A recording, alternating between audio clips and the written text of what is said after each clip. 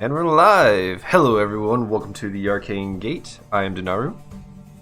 I'm Charles Walker, Fallen D20. Welcome, everybody. So, as we come into tonight's evening, time to give you a quick recap. Last week, the party had one of their most intense fights yet as they came across this fortress completely occupied by goblinoids, run by an ogre. After an intense fight with this ogre, it was revealed it wasn't an ogre at all, possibly. It seemed to be a fire genasi that, after being knocked into his original form, was tried his best to escape and succeeded, as he disappeared through a portal. And now the party's left alone, wondering what exactly was happening here. As they got a little bit of info, finding out that they were using this town as kind of a town citizens as a part of a mining operation. Now it comes back to them as they're getting ready for the next leg in their journey and what they'll do from here on out.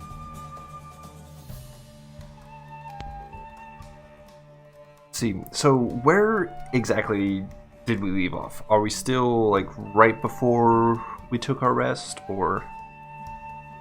Yep. Y'all took your rest at the very end of it, but if y'all want, y'all could. I could say you did something before you took your rest. Okay. I did have one spell slot left, so I guess. Well, when we went to bed, were we in like separate little tents, or just kind of like all clumped together? They separated y'all for the guys and the girls. They gave the three of you guys all a room to yourself, and they gave the girls their own room. I guess at this point it really wouldn't matter. I would like to try to read the book again, one of the language that I don't know, and cast Comprehend Language. Ah, okay. So you do that, you cast Comprehend Language, and the book itself is all coming to you, except the bits written in the ancient arcane language. For some reason, Comprehend Language doesn't seem to work on it. And even if you do, it's the book is still so jumbled and mangled. It'd be hard for you to really get an idea what's going on in the short period of time you have to cast a spell. But it's possibly something you could that could aid you in your research.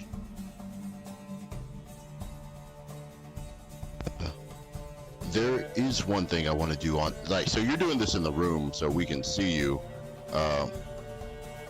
There is one thing I want, since we never fully looked at it.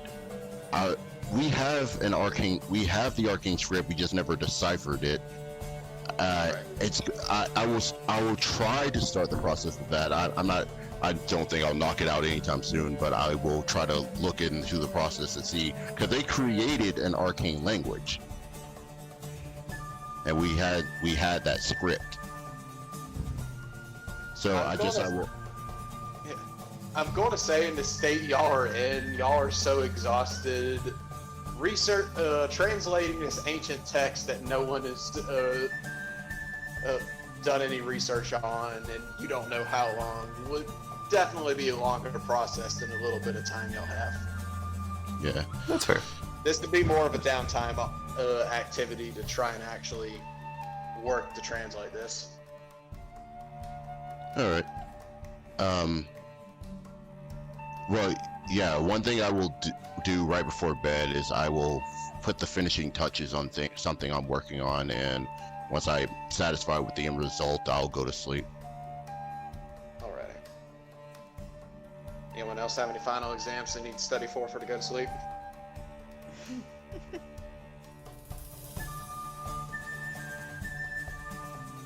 I will take that as a no, as all of you crash into your rooms. As you go in these little bunk rooms that are all mostly hammocks tied to posts in the wall, all of you just sleep like a rock, just completely exhausted from the events that transpired these past few days. So, not sleeping on the ground, very nice change of pace.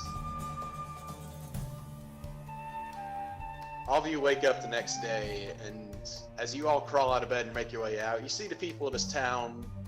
They look kind of groggy and tired, but seem in overall high spirits, as all of them are now out and about working to try and get the town back up to running.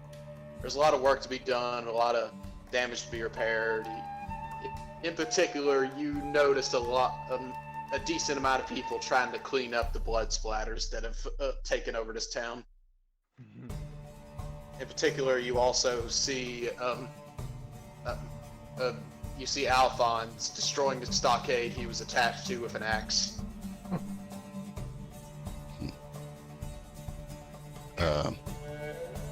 Well, yeah.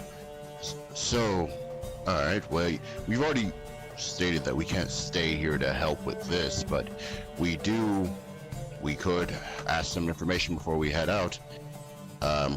We know this Alphonse person, so we could maybe see if we can get some more information from him before we decide what we do next. So you go approach Alphonse? Well, yeah, I was saying that to the group initially, though, Oh, yeah. just to see what they think.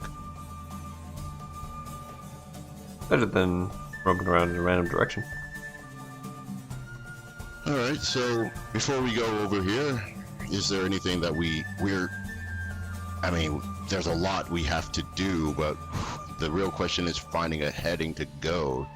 So I guess we could ask about if there's any other towns further up north past this one. Mhm. We know of one other location on the map. This place got added to the map because it was so new. Maybe they know something being this far out.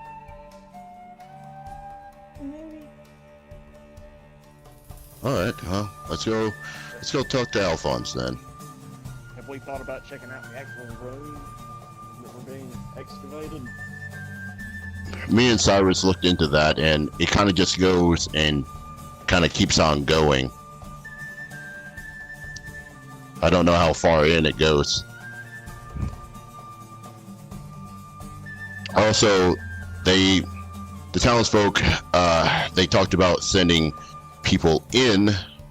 We could look into that, volunteer ourselves for that. I mean, this person was looking in this town for a reason, and if they didn't find what they were looking for, it could potentially still be here. And if not, it's at least allows us to close off that option. Why don't we give them a way to contact the police? If they can get a hold of the Messengers Guild, send us a message if they find something. I wonder if this town even... I mean, this was a town, but I don't know if they even... Oh yeah, I doubt they have a Messengers Guild, but if they find something important enough, they can find a brand. Send That too. A message. That too. It's a way of getting... We're part of it. We have an account with the Messengers Guild, so we have a way of gathering information when we're not here. So, yeah, we could do that. That would be beneficial. So I guess we'll go talk to Alphonse. I mean, as far as I know, I think he's the head. As far as we know, someone who has sway in this town. To what you can see, it seems like he does pull a little bit of influence here. Oh, we could also ask about... I mean, this is a town. If they have like a mayor or something like that. I don't think we've encountered the mayor of this town. No, you haven't. So, yeah, let's talk to Alphonse, see if we can find out the mayor, see if we can, set that up so that if they find any information and they want to give us any information about what they find deeper into the ruins, they can let us know through the Messenger Guild. Also, DM, I did have a question. So, the Messenger Guild isn't in every town, we know that, but, Right. would I know what the closest town to this one is that potentially has a Messengers Guild? Or would any of us know? I'm going to say that wouldn't really be information any of y'all would know, since y'all have only really come across the Messengers Guild pretty recently, and the only one that really had a lot of info about him beforehand was Amarok. Alright. So we'll just have to see if we go to the next town if they have one, but be something to look out for. Right. So yeah. Let's go see if we can talk to Alphonse and figure out maybe this town's mayor. Right. So as y'all come up and approach Alphonse, he's just swinging away at it, and you see he kind of has a devilish grin on his face. Then he sees y'all come out his peripheral, and he just slams it in one good time, just leaving an axe embedded in it. He just kind of looks up, wipes sweat from his brow, like, ugh. Morning, folk. I guess y'all take it off then. Yes, but we did want to discuss some things before we potentially headed out. Also, you have a lot of energy for so early in the morning. Get your best work done early in the morning before it gets too hot outside. True. We were wondering, we potentially were going to be looking into this person who assaulted this village even further. We know that they had to be looking for something here. We don't know if they found it. We were just wondering that if you happen to encounter something deeper into the ruins by chance, if you could send someone to send word to one of the messenger guilds nearby to let us know. We would be happy to look into it for you. What happened to this town was horrible. We have to make sure that it doesn't happen anywhere else. Be good to have some information. Fair point. Definitely, right. And he kind of pulls out a pencil out of his pocket and just, like, rips a piece of wood off of the broken stockade. And he's like, alright, let me get your full name then so I can send you a letter if needed. Oh, my name is Marcus Locke. Marcus Locke, gotcha. Alright, I'll definitely send one to you if need be. Because, yeah, it's, who knows what we'll find. Being just, seems like it was an elven nobleman's manor. Could be something amazing, could just be pretty mundane as everything else we've found so far, so we'll see. Needless to say, the mining's going to be a little put on hold for now, honestly. Of course, with what happened. Yeah, I don't want to put the people through that so soon again. Honestly, I'd prefer waiting for the Riftologist to get here before I actually look into it. Now, in particular, I imagine, what are they called? The Platinum Vault people. I imagine they're going to do a better job of actually protecting this town after seeing this incident, so I don't think you gotta worry about security too much. We should have some help soon. That's good. Also, I was wondering, you seem to be the only person with any authority here that I've talked to so far. Is there a mayor here, by chance? In all fairness, you haven't really made an effort to talk to many of us. I know, with everything that's been happening, we haven't really had a whole lot of time. We couldn't really roll out the welcome wagon. I ain't gonna blame you there. But, mayor-wise, we fall under Quimby's ruling as well here, actually. We haven't really elected a formal mayor. We didn't really see the point in it. Essentially, we kind of have a town council, per se, that handles a lot of the big decisions here. I'm part of them.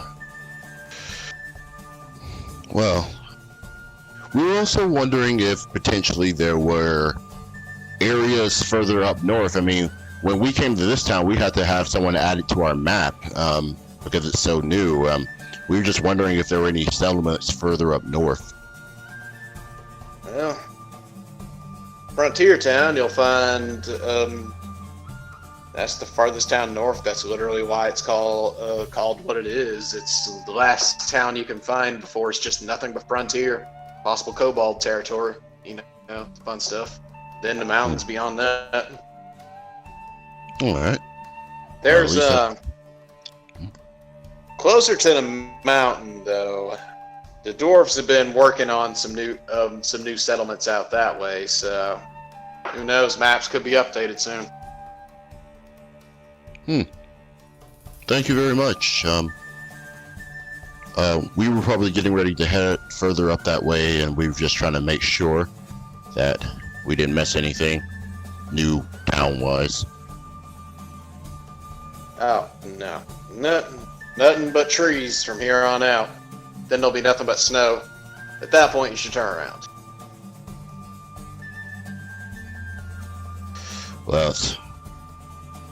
Well, thank you. And I don't know if we're leaving right this second, but we'll let you know before we head out. Hey, would appreciate it. Like to see you off. It's, you've done this town a big favor. I appreciate it, and I just like to see you off on your journey.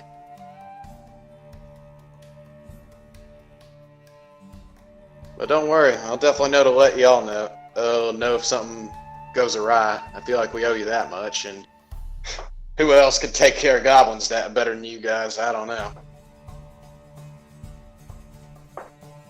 Squirrels. Technically, what? The squirrels. The squirrels got away. You lie. We never handled that. He's still out there on the run. Conniving, eating acorns.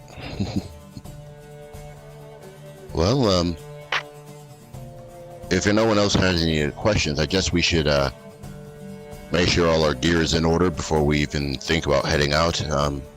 We didn't have to feed the horse any of our oats, so if there's snow further up that way, we'll have something to feed the horse. Yeah.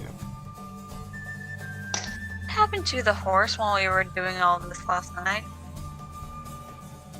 It sat tied to a tree. I went and got it. Yeah. Yeah, he remembered to get the horse. The horse slept inside the fort with y'all. The horse named horse. Well, How are we all doing on rations? let's see. I don't know what was deducted so far. I've been Y'all deducted. Y'all should have deducted 4 days off by now. I know I have 6 left.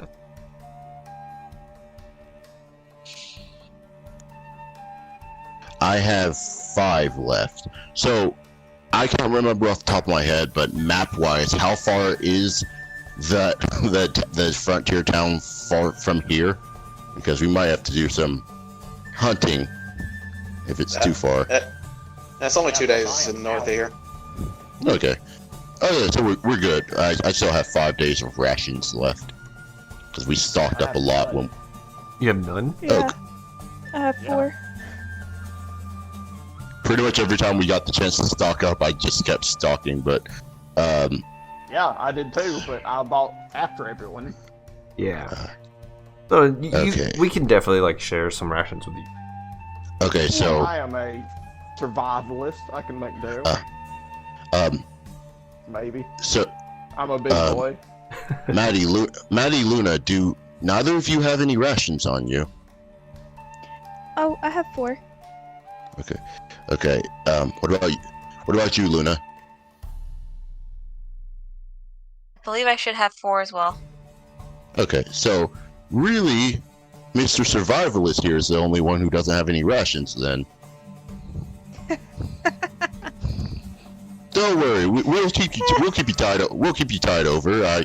I'll hand him one of my rations. It's 2 days track out from here, so I'll give him one. I'll give him 2 of my rations since I have 5 in total. I am not taking anything.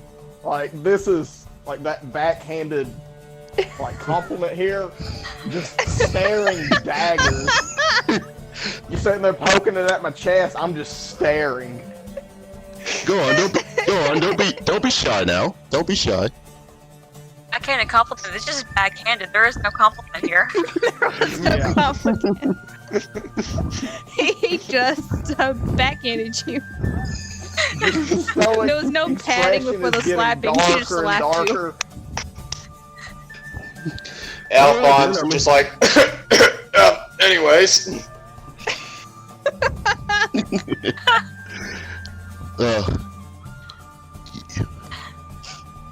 Well, So- hopefully next. I'm gonna go prepare the wagon. All right. As y'all didn't walk off at all, y'all just had all that in front of him, and he's just standing there awkwardly, just kind of eyeing the stockade side-eyed. Well, Alphonse. Hopefully, when we pass through again, we can have a better meeting than this one. Also, almost forgot in all of the hurry. Your brother was worried about you. He was just asking if you could send word back. That's actually why we originally came here. Right, y'all told me that yesterday. I appreciate it. All right. Well, I couldn't remember, but For us, it's been a week. I appreciate you thinking of me. but well, till we meet again, and then I'll head off to the wagon. I guess since it's to help a little bit. What I'll do is as I go along, y'all like cast precipitation to clean up some of just the what up with precipitation, so some of the blood and stuff like that. Okay. Yeah, you do that. There's a woman just like scraping at this big puddle of blood where one of the goblins got eviscerated by Bence, and you just flash your hand, and then big old puddle disappears, and she's like, "Huh, handy." It sure does help. And then I'll keep heading off to the wagon. Okay. All right. As all y'all make it to the wagon, so is it y'all heading out from here? Well, I can't really think of anything. I mean, we already knew where we were going to go when we left from this town, and this town being raided, I don't want to try to like push our luck here while they're trying to rebuild. So, yeah, I mean, if no one else has anything. Not really. Also, this. Sorry. I was just gonna ask, and I was just gonna say that we could always ask and make sure they don't need anything, like any extra help at the moment. They need a lot of help, honestly. Yeah. Do we have the time? I mean, I don't think we have the time to help rebuild a town. I do didn't mean want. like that. Didn't mean to that extent. Like I maybe do- do a cargo run ourselves or something like that. Well, they did ask you to do, go pay the lady of the woods to send aid down, and that's about it. Yeah. Was that by the what frontier? We were giving. Yeah, that's in it. Oh, in the frontier. Okay, so yeah, we actually have to get to the frontier to do that. Gotcha. So so that'll help a lot more than what we can do quickly anyway. Oh, also, I was kind of confused last week. Did we lose, like, gold to get more gems? Or, like, for them to still have the exchange? 12 gems, but he gave us 100 gold for us to give the 2 gems to the woman so she would send supplies. So we're still technically carrying 12 gems, but we're entrusted to give those 2 to her. Got you. Okay, thank you. I think. DM, you can clear up if I'm wrong. Yeah, that's exactly it. Great. Okay. That makes sense. Yeah, he gave us the down payment on the gem so that we could pay her because she doesn't accept gold. Right. Did we end up divvying that out? I don't think we did. I think we ended before we did that. Mm-hmm. It's 100 gold, 60 platinum. Was it like 32? Jeez. Let's see. It was quite a bit. It's two. With the extra 100, no wait, no, it was just 60 platinum, the potion of greater healing, the thunderclap scroll, the 12 gems, and 100 gold. Yeah, the 100 gold was for the 2 gems, so it's 5 gems we can divvy out. Or not 5, 10 gems we can divvy out. Okay. I'm just worried about like the money at least right now. So 100 gold and 60 plat. Yeah. Okay. So out of 5 of us. Yeah. 30. All right. Yeah, so that's 12 platinum each.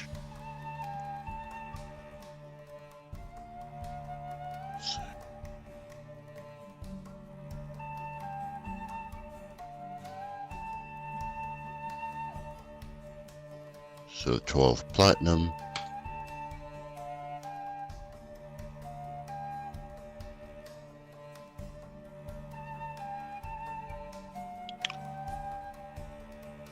And if we had a suggestion for the scroll, I actually think that Alroy that I think that Emerald should have Emerald should have the scroll. I was messing up. I think Emerald should have the scroll, being that I think all of us have some form of magic, and the scroll could be helpful in a moment where he may need to, like, Not die.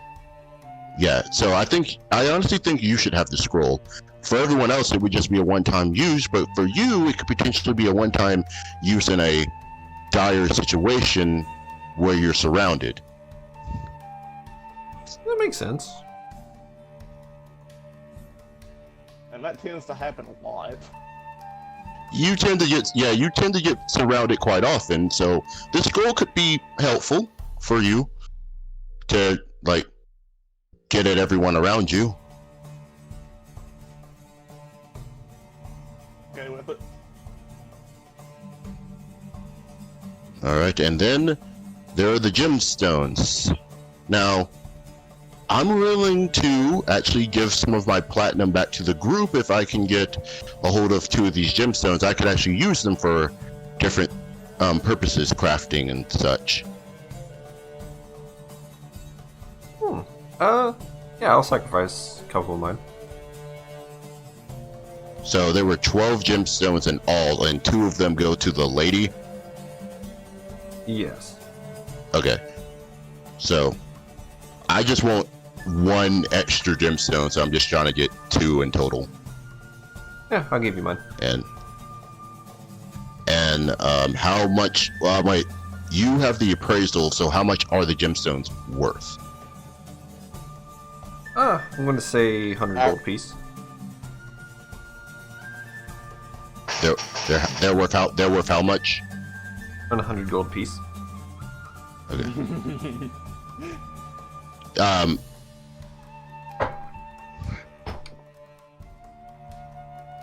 I mean, so You're smart enough where you should remember how much he gave us for 2 of them. yeah.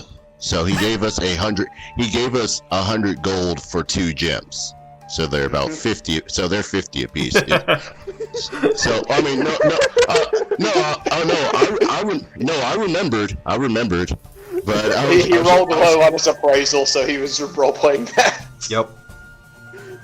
Actually, this is also part of an appraisal lesson that he doesn't realize yet.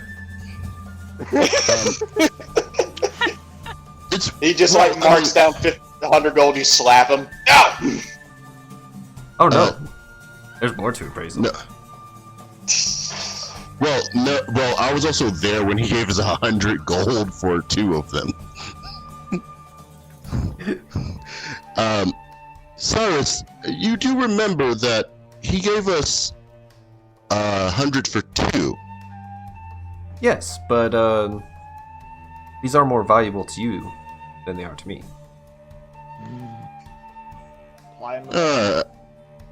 I see. You're playing from a marketer angle here.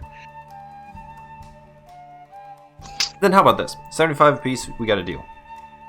75 apiece.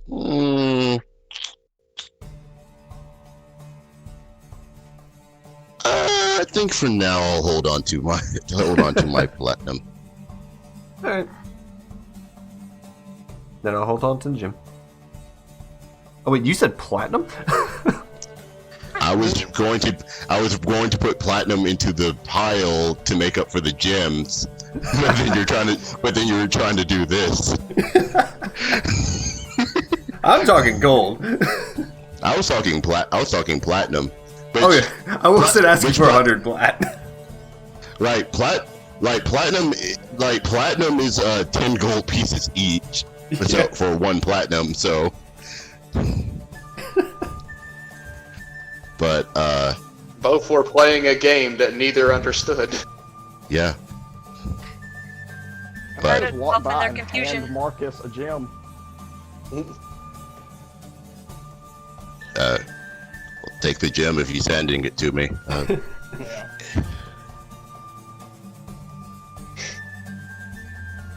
Okay. There's very little I actually need to spend money on, so. But so, but Cyrus, being what a little back and forth there just a moment made me think of something. That particular, like being able to have a know-how on selling things would be beneficial. I was just wondering, if maybe you could teach me how to understand business sense a bit more, I guess, to be the phrasing there. Okay. So you want to know how to know the value of something just by looking at it. Well, yes, I'll be perfectly honest. In my particular course in college, business wasn't required, so I should have really taken it, but I didn't. I was too focused on the things that actually had to do with my courses in college, so, you know. Okay. Let's see where you are. I'd like to take out 1 ration from my pouch. How much is this?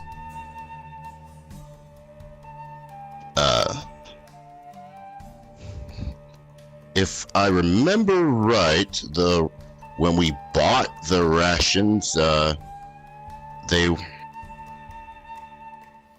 were like 2 gold, I think, when we bought the rations, for each ration. What if I said that this 1 ration was 5 gold? Would you take it? Well, no, not knowing what I know about them, then I wouldn't. Okay. But what if you haven't eaten for 3 days? Found a traveling merchant who only offered you 1 ration for 5 gold, and the closest town is 1 day away. Would you take that offer? Just being that I was in a more dire situation, then yes. That's the first rule of appraisal. Everything has multiple values, not just one. And I put the ration back in my pouch.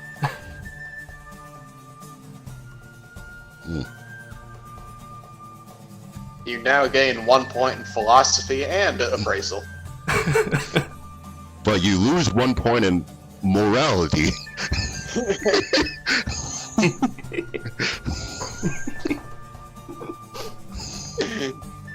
With all that being said, all y'all getting together, you load up the cart. People come to see you off. Alphonse just kind of nods to all y'all. It's like, take care now. You always have a place to stay if you're in the area. And as y'all go off in the distance, the town waves its goodbyes, thanking y'all for the help you've given.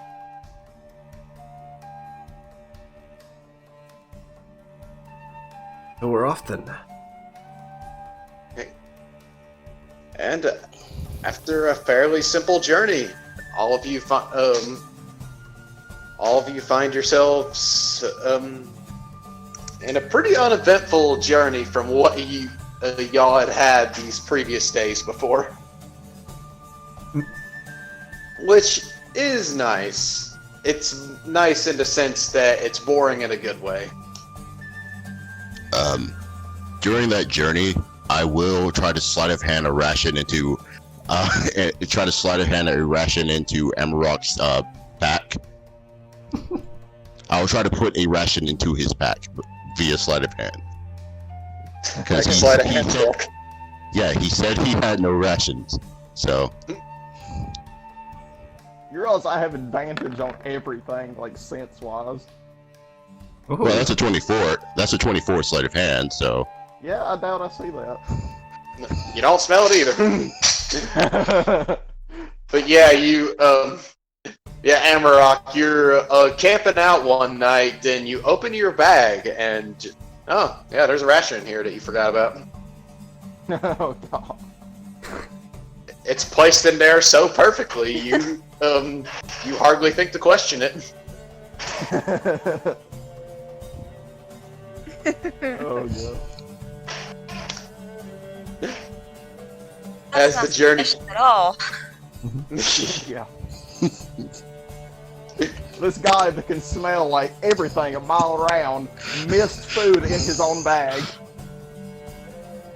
Marcus just appeared behind you in a ghillie suit. Look, I stealthed past your super sense. It's okay.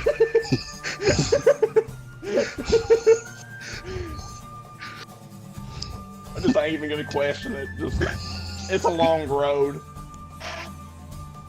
You've lost this one, buddy.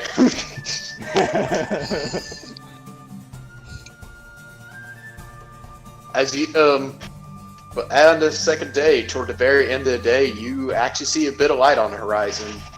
As you come across as you see a strange sight of, it seems freezer kind of lit up. As you get closer, you're surprised to see trees all glowing with a faint blue hue to them. And as you get close, you see tall trees completely covered in this bioluminescent-like glow to them. And you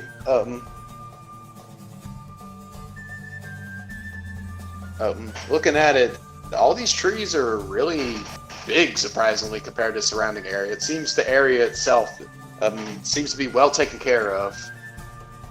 It's just something more natural and nice about it, like the soul is a lot richer here.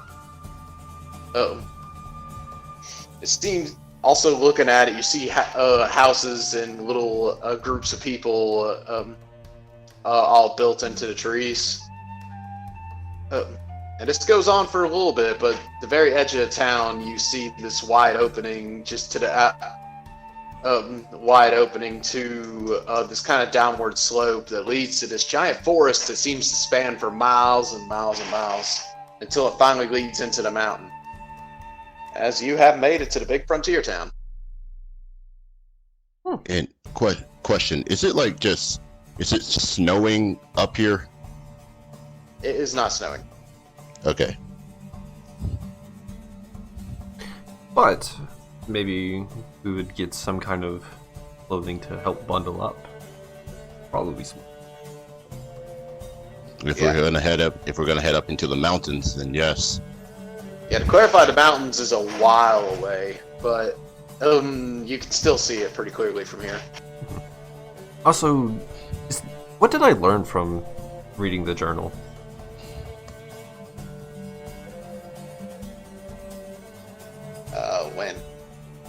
When I did comprehend language on it. Remember, it was still so jumbled you couldn't read it without deciphering it? Oh, I thought there were some languages that we didn't know that were in the journal. There was, but one of the languages was something that even your spell didn't help you read, And the other languages, it wasn't that you couldn't read it, it's just that the book is deciphered. So you would have to like create a cipher for the book and then try again. Oh, okay. Yeah, that's what I'm saying. Okay, because Um, I thought it was... it ain't as simple as a first level spell can stop it. Right. I had to think about this in Eyes of the Runekeeper for Warlock. I've learned from previous DM's mistakes. But at least we can easily make a cipher now. Yeah, easier. Like I said, let me check something real quick.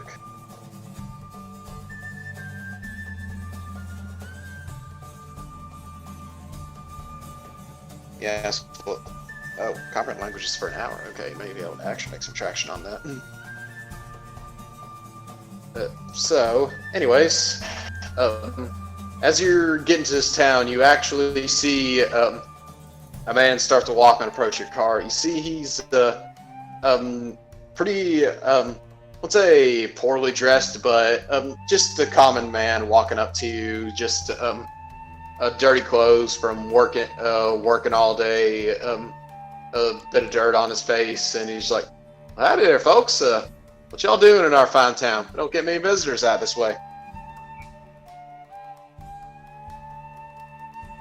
Oh, we're just traveling here, and thought we'd stop by your lovely little town.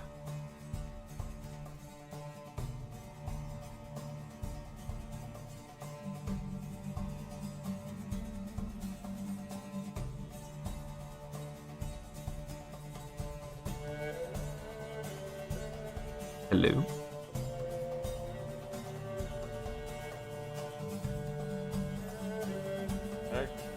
Hey. Hey, am I not coming through? No, I think for some reason I cut out, but it was like right after you finished your sentence.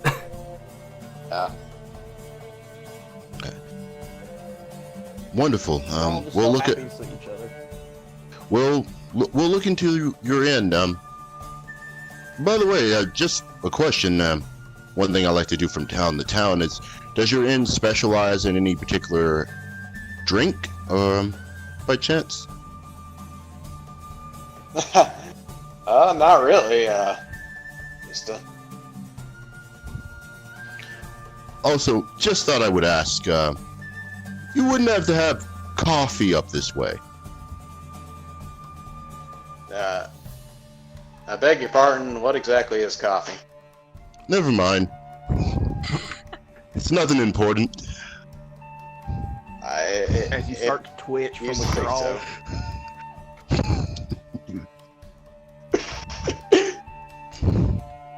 You kind of drive down the road, and he looks a little confused, but he goes back and to the pile of wood he was splitting. And you drive up. Yeah. I'll tell you what. You don't know what you miss until you're not home anymore. You drive up the road a little bit more, and you see a fairly large tree that you see the name Holla Home on it, and built into this large base of a tree is an inn. I see this long entryway that leads into the tree, and you see it actually seems to be illuminated, but not only the moss, but it seems to have a lot of fireflies hanging around it. It's a very beautiful inn. I look around for like a stable potentially, so that we can tie up our horse.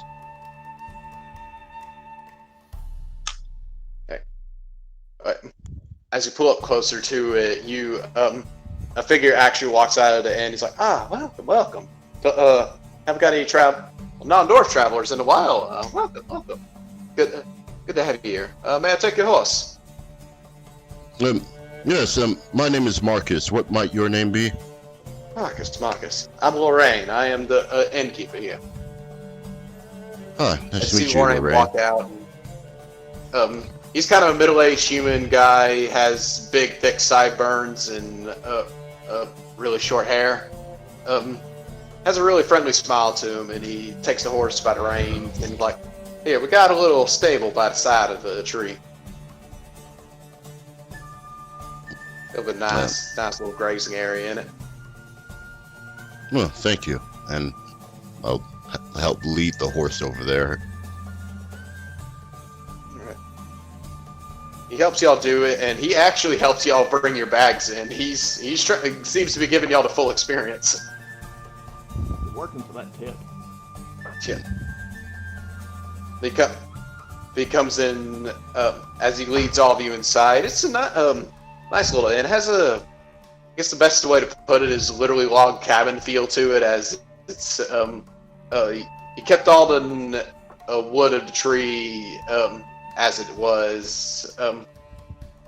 Just kept the interior, giving this nice wood look to it. It seems even the furniture is carved out of the tree itself on the inside of it. The bar and the tables, but the chairs all seem to be made from different kinds of wood. You notice there's no fire actually burning inside of it, but you noticed as you were walking around to the stable and put the horse out to graze, there seems to be a fire pit out back that he cooks in. It's like, man, now what can I do for all you fine folk? It's not common to get visitors here, but it's definitely welcome. Well, we travel around from place to place, and we decided to come up this way. We were generally looking for someone. I was wondering, have you seen a kind of like a redhead person wearing type of a golden necklace, potentially? Oh. One of our associates. No travelers coming through here. Like I said, we'll have dwarfs every now and then working on their little project, but other than that, we haven't had anyone in quite some time. Well, just for a general, I want to do an insight just in case on that one. Alright, go ahead.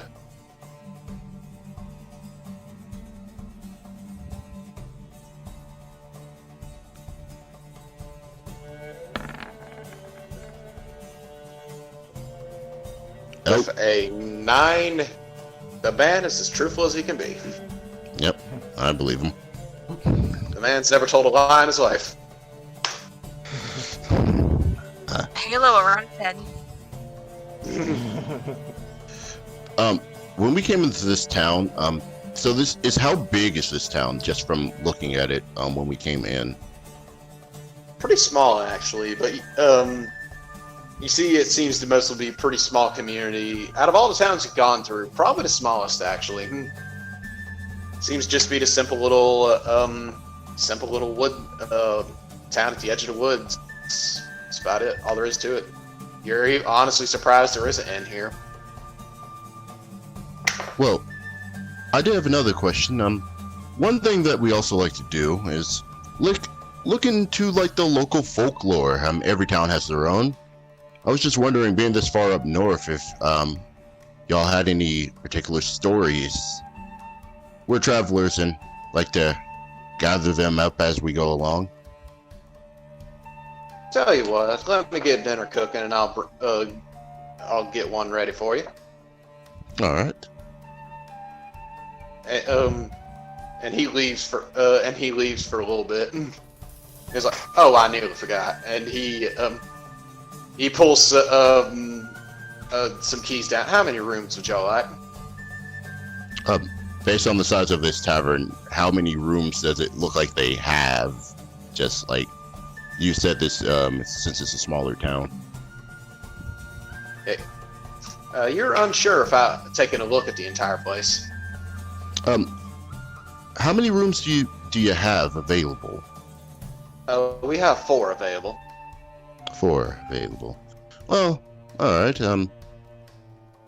I'm willing to share with someone, but I imagine that one of the rooms will already be shared, since you two, I don't think, have stayed in your separate rooms since I've come to know you, and I point at the twins.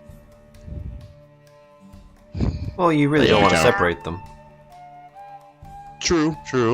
So, how about we just take the 4 rooms? two of them will probably share a room.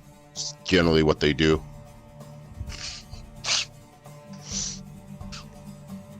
Yeah. Yep. We'll do that. So I'll do that. I mean, we're sisters, Alright. so. Yeah. Fair. It's like, alright. Two of the rooms do have double beds in them, so one of y'all is going to have a second bed in your room. Pay no mind to that. And he pulls the keys down and sets them on the counter for you. Alright, all y'all go make yourselves at home. Question, which room has two beds in it? I'll hand that key, whatever key that room goes to, I'll give it to the twins. I mean, that kind of... He just kind of slides the two keys that are for two people to the side and slides the single ones. Is like, that's how we separate them. Alright. And how much is the room for a day or so? It's gold per day and night. Alright. I'll just pay for the night, for the day and night. And I'll give a gold piece. Alright, thanks, sir.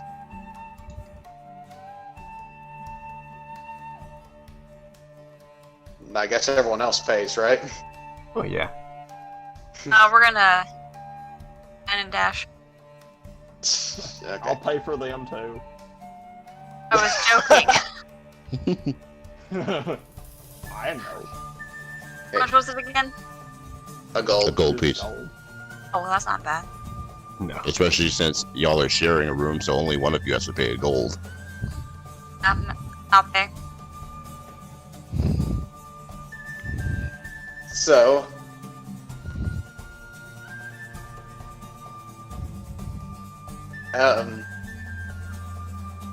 as all of you as all y'all gather up and make your way into your rooms, you all get yourself settled in. They're these nice, kind of simplistic rooms. You notice they seem, all of them seem to have these simple oil lanterns in their room. On a nightstand next to a straw bed. Very simple room, not a lot to it. As y'all come back out, he seems to have a big plate of barbecue and green beans in front of everybody. There's one thing I want to do before I leave my room, though. Mm-hmm. Since I'm putting some of my stuff in there, what I'll do is also, how is this a single-story building or a two-story building or? Single. Okay, so what I'll do is, when I leave out the room and I lock the door, I'll mutter something under my breath, and tap the key on the door and cast Arcane Lock as I leave. Aye, okay. Okay. So, you do that, and as he has this plate set out in front of all y'all, as you all gather up, he sits down with this little flute in his hand. He's like, I guess the best thing I could tell you is the lore of this town, since I guess that's all we really have to share. But first off, as how this town's come to here, well, as every story, it started a long time ago. Back in the days of just those tribes that inhabited these lands, there was no real order to them at all. Just a bunch of loose tribes, sometimes united by marriage, sometimes united by circumstance. That was all it was. It was a tribe simply known as the Frontier Trackers. They all just made their way to and fro everywhere they go. They all enjoyed it. But one day, they noticed a pack of wolves was following them. They did their best to get away from them. They hid their tracks. They tried to fight them off, but this pack followed them no matter where they went. It seemed like they seemed like they could never get away. But then one day, they found this large patch of trees that the wolves were afraid of. And the wolves wouldn't chase them there. So the people stayed. But the wolf seemed to circle every night.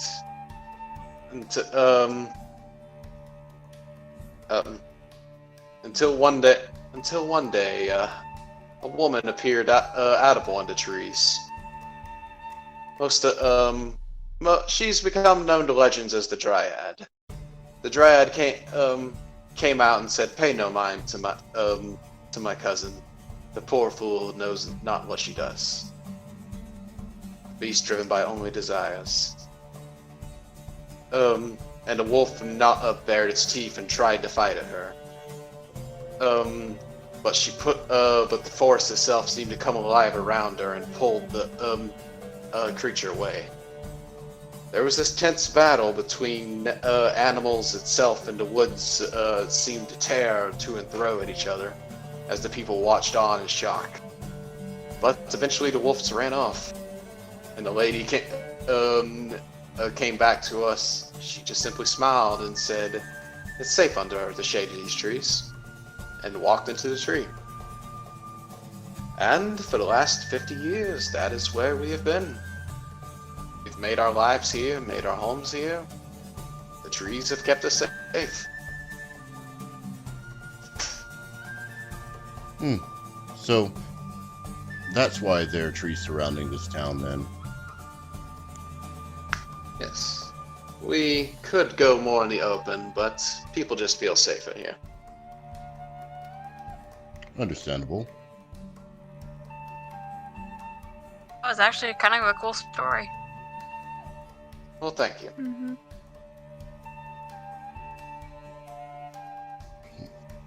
I Just like kinda the pulled- implication that you thought. I like the implication that you thought it was gonna be or expect it to be terrible, and you're like, "Oh, I'm pleasantly surprised." Also, as soon as the word wolf was mentioned, I also glanced at Amarok. Yeah. I think like all of us were side-eyeing him, because when he said that, I was like, "Oh." And he's like, Oh, you know? Oh, okay. I see how it is. but he nods to all of you. He's like, "Well, dig in." And he kind of leans back in his chair and he starts to play on his flute.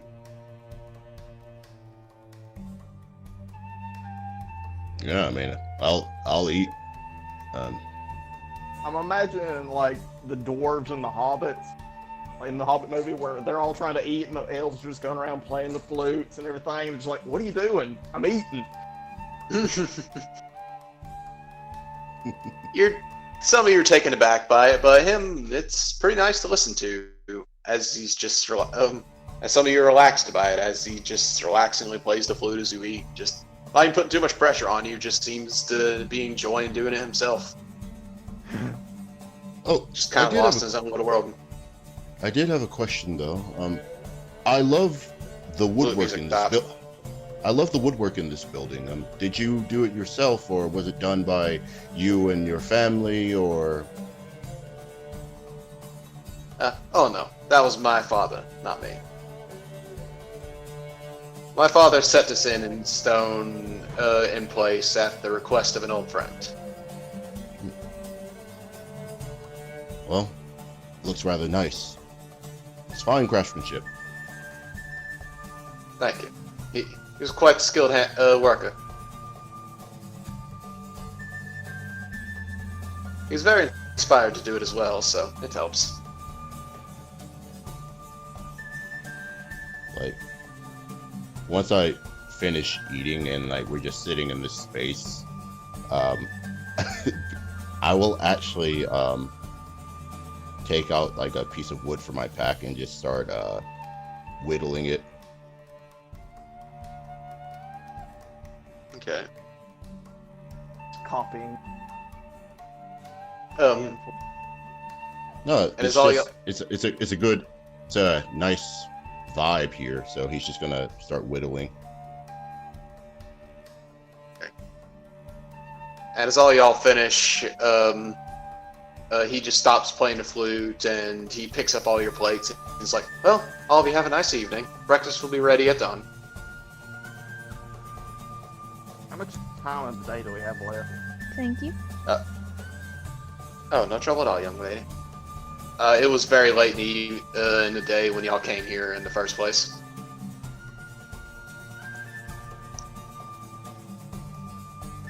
So we could either go and explore the town or wait till morning. Being that it's already so late, I think we should wait in the morning. I mean, Nice to actually get a night's rest.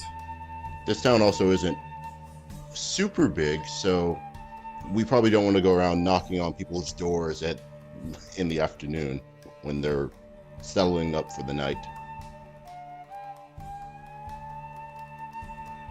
Yeah, I'm gonna go sleep in a real bed. Yep. The twins are gone. I'm just gonna stay up for a bit longer and keep working on this. Just keep working on this wood uncarving. All right. Well, I guess I might as well retire as well. Good night, everyone. Good night. I go on to bed too, I guess. Okay. No late night hunts as a werewolf. No, they seem to frown upon wolves wandering around, you know. You actually gotta want be to hon- be careful on that. I gotta be honest, when I wrote that story, I was not thinking of you. As soon as I said it, though, I'm like, oh wait. Yeah. I mean, Emerald doesn't want to go out on a wolf night hunt and get attacked by a tree. Yeah. You wake up, there's a wooden shank at your neck. God. Whole Evil Dead Vine scene. No. Moving on. All y'all go to sleep. All of you wake up the next day. Dang it, Vince. All y'all wake up the next day. It's it was a pretty relaxing sleep. Definitely old style bed. Some of you are more used to it than others. Some of you, it's the best you've really had because it's what you're used to. But overall, a decent night's sleep. You wake up and sure enough, Lorraine's got another plate out in front of you, just full of eggs and toast. It's like, good morning, everybody. Morning. Did you sleep well? Hey. Oh, yes, I did. I sleep good every night. Now, should I get ready to help y'all check out, or what? What do you have in mind? We might be staying another day. So I thought you were just passing through. Well, I mean, we're already here, and we did have to travel to get here, so we might stay for a day or so, just to kind of rest up before we head out. Quite fair. Though I can't say there's a lot in the sense of attractions in this town. But it's a nice little quiet town. That's what we need at the moment. Yes. Indeed. I'll actually put another gold piece down. Oh, well, Pay for thank you, to sir. keep paying for my room. Well, thank you, sir. Ain't it? Well, I'll watch us leave now. you're welcome to look around the town if you want. Though it's mostly going to be people going about their day doing chores, not a lot in the sense of. I heard they're called tourist traps, I do believe, but if you're in the mood for a little relaxing, you should find it. But if you stare too long, people may get anxious, or they just may tell you to pick up a shovel and help them do whatever they're doing. Are there any shops in the area? Like I said, nothing really to cater to that. Not even general goods? Generally, if you need anything in this town, it's done by trade.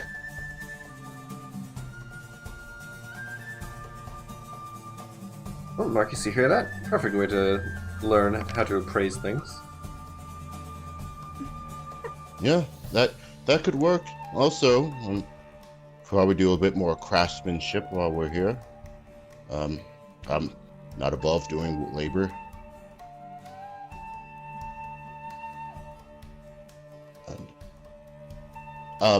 Question DM.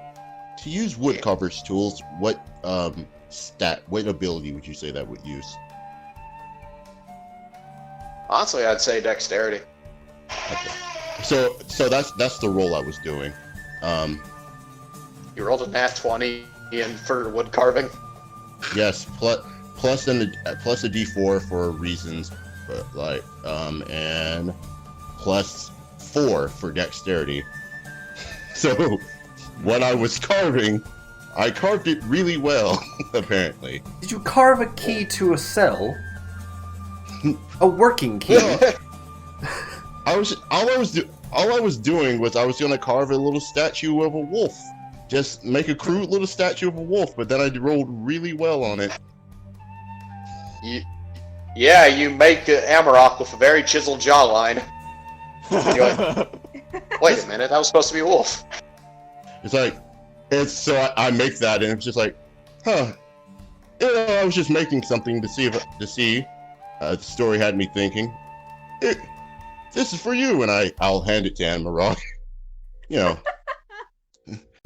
I'll take it, look at it, look at you, like, okay. You're intimidated by how good looking it is.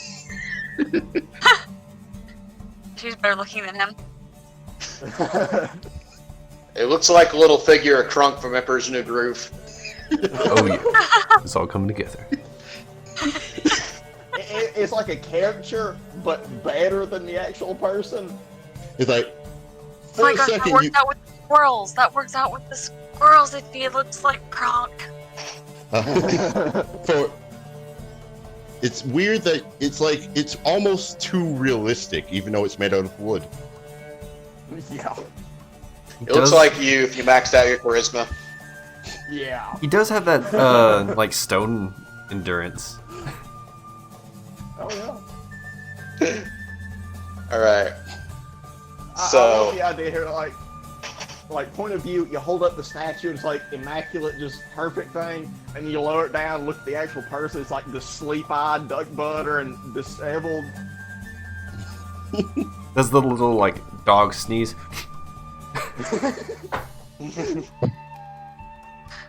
Oh god. So, what would y'all like to do as y'all are unleashed upon this town for today? Alright. Well, we learned a story about, like, once we walk out of the tavern, it's like, when we're out of earshot of the person. Well, we learned a story about this town. They seem to build their town a certain way, so it probably is true. The question is, we didn't really learn anything. We're looking for particularly giants up further north. I mean, this town is the furthest town to the north, so I guess we could ask someone about that if we want. But I don't know how they would take it if they thought we were looking for giants. Maybe this town might not be the place? There was word of a dwarven civilization. Yeah, but I guess we could ask about that. I mean, we know that further up north, the dwarves are making a settlement or something out there, and that would be a better stake. This town is still pretty far away from the mountains itself. Mm-hmm. So I guess we could ask where the settlement up where the dwarves are making one is. Yeah. But that also means going further into the mountains, so we would need to stock up on colder gear. I always have my jackets with me, but I would need a little bit extra. I know I'd probably be fine, but just in case to protect myself.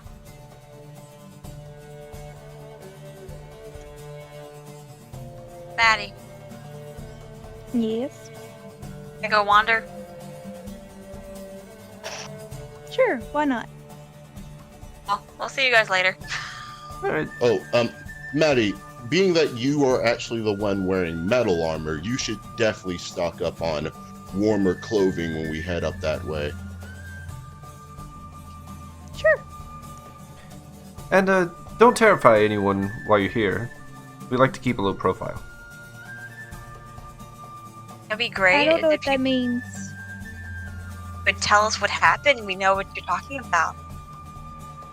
I'll make sure not to give him my mean face. Good girl. Also, Cyrus, I don't know if you've noticed us, but we do kind of stand out wherever we go. The camera zooms out, and you realize you, the half elf, said that to the girl with bright white hair, completely in head to toe in metal armor. Sitting next to the giant man covered in tattoos and all that. Standing next to the human wearing basically a Santa Claus coat. You're all the main characters. Yeah. We are going to stand out. Yeah, spot the main character. Oh god. My statement still stands. Okay, well, you try not to get punched in the face by someone. I always try my best, at least. But what's the fun in being too careful, you know? Exactly. Come on. Maddie, shush. And she grabs Luna before she can say anything, starts dragging her away. Oh, I say something, but it's to Maddie. So, She's like, let's go. well, since they're doing that, there was one thing I've been working on that I actually want to test out. I've been working on this for a while now, and I've completed it, so I think I want to set up maybe a little bit of a target range to test it out. Intriguing. And when Marcus says that, he actually pulls something out of his pack. Looks kind of like a gun, but it's mostly made out of wood with some metal bits to it and some arcane scrawling on the side of the gun.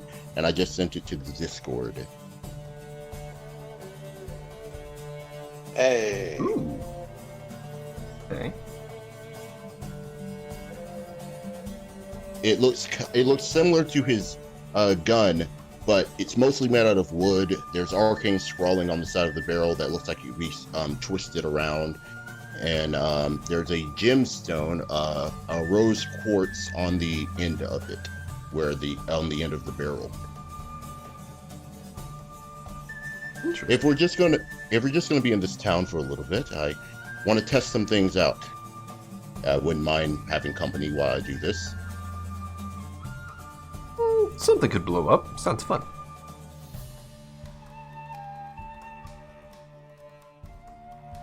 What about you, Em? Shopping.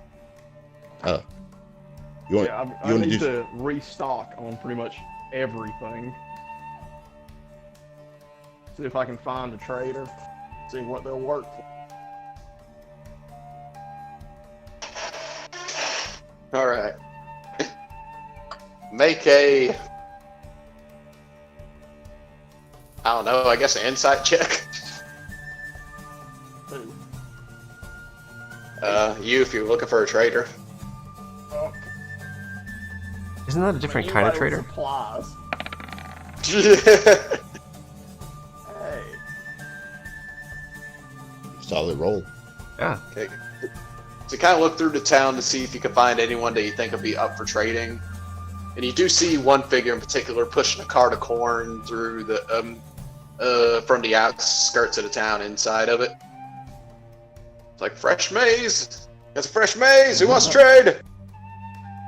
Wow. He kind of looks to you like, hello, giant man. Person? Like, what are we talking about here? Like, just straight up corn? You're Yeah. going to survive on a diet of corn. You're going to be in a horrible situation. Oh yeah, like, and I'm gonna look at the wagon, just look at him, sigh, and walk away, and just switch to straight up hunting. I got a whole lot of salt I can burn here. He just kind of looks on like, corn. He just keeps pushing his cart. Yeah. So, Amarok and Amarok's doing his thing. So, the twins, what exactly are y'all looking for? Well, I guess more clothes is one thing. Yeah, I guess something to keep us warm. Okay. So you go, making your way through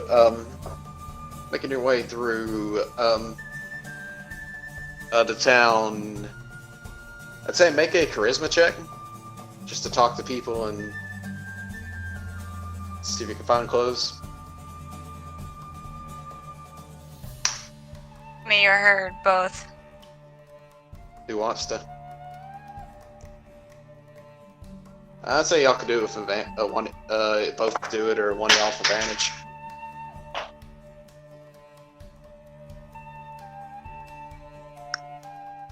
It was just a check, not a save, but that's still high. Oh, whoops. I hit the wrong thing. Do it, Maddie, since I hit the wrong thing. A charisma check? Yep. It's just a conversation, not a full-on argument. I still won.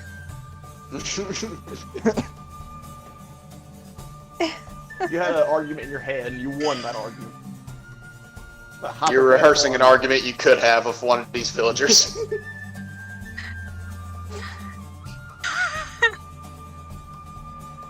Hi, welcome That's to sadly Person something I would do. Oh, I do it all the time. Do I just roll just a plain D20 without adding anything? Well, you had your charisma, so just click on your charisma stat. Oh. If you have persuasion, you can click on that. Oh, I have that. What? I was gonna say, do you have persuasion? Because I think I do. I have +5. I have So +6. hopefully- Impressive. Oh, so I that have would higher have been the charisma same than for her. you then. I have a +6 Yeah. to my charisma. Well, just Or to plus my the persuasion. bonus to it. To my Alright. persuasion. So, are we doing like I roll 1, you roll 1, or do us roll Let's 2? just do that for simplicity's sake, because you already got it. Oh, okay. You get to one woman in town who, as you're talking to her, you mention a desire for new clothes. She's like, what would you need new clothes for, silly? Just Just warmer something to Wear the clothes. same warm. shirt for 3 weeks. It never gets cold here, though. It stays like this all year round. We're just traveling, so we wanted to get something warm for on the road. I see. I kind of don't have a lot. Well, here it stays the same. Unfortunately, outside of the territory of the Dryad, it gets a little colder, but we don't have anything like that here. You don't Most have our any clothes furs? are pretty simple. Town Hunter may have some Morris, but he doesn't really make much into winter clothes. Oh, where is he at? Morris at this time of day should be out in the woods.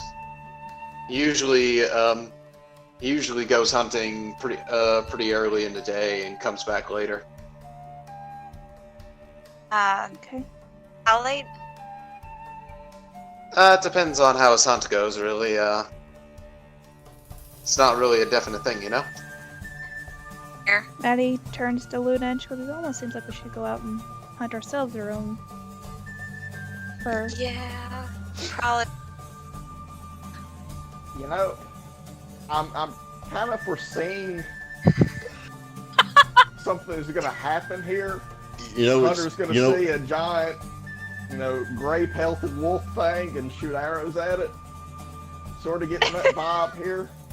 you know what's weirder is that when I said I was going to do target practice, I was going to go hunting. We're all gonna be in the woods. we all went our separate ways and are all going to end up in the woods. We're all gonna run into each other.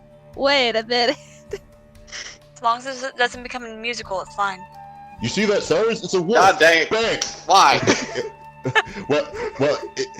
That's the thing. It's like, you see that, Cyrus? It's a wolf. And then I shoot, and then it's like, you hear Amarok scream out in pain. Boy, he's a begging, isn't he? Bang! Ah! And then somebody else, We I heard him start scream. shooting Let's run at- this way. With that being the end God. result, you Amarok, you go hunting into woods, and as you're tracking, you hear something rustling through the woods. And as you make your way to it, you see the twins. They're also in the woods. I figure Been we bursting through. question, wouldn't we Maddie and I be stealthing since we're trying to hunt? Yeah, Yeah, we're trying to. y'all want to try and sneak up on this? Yes. We're trying to sneak Well- to try to find an animal.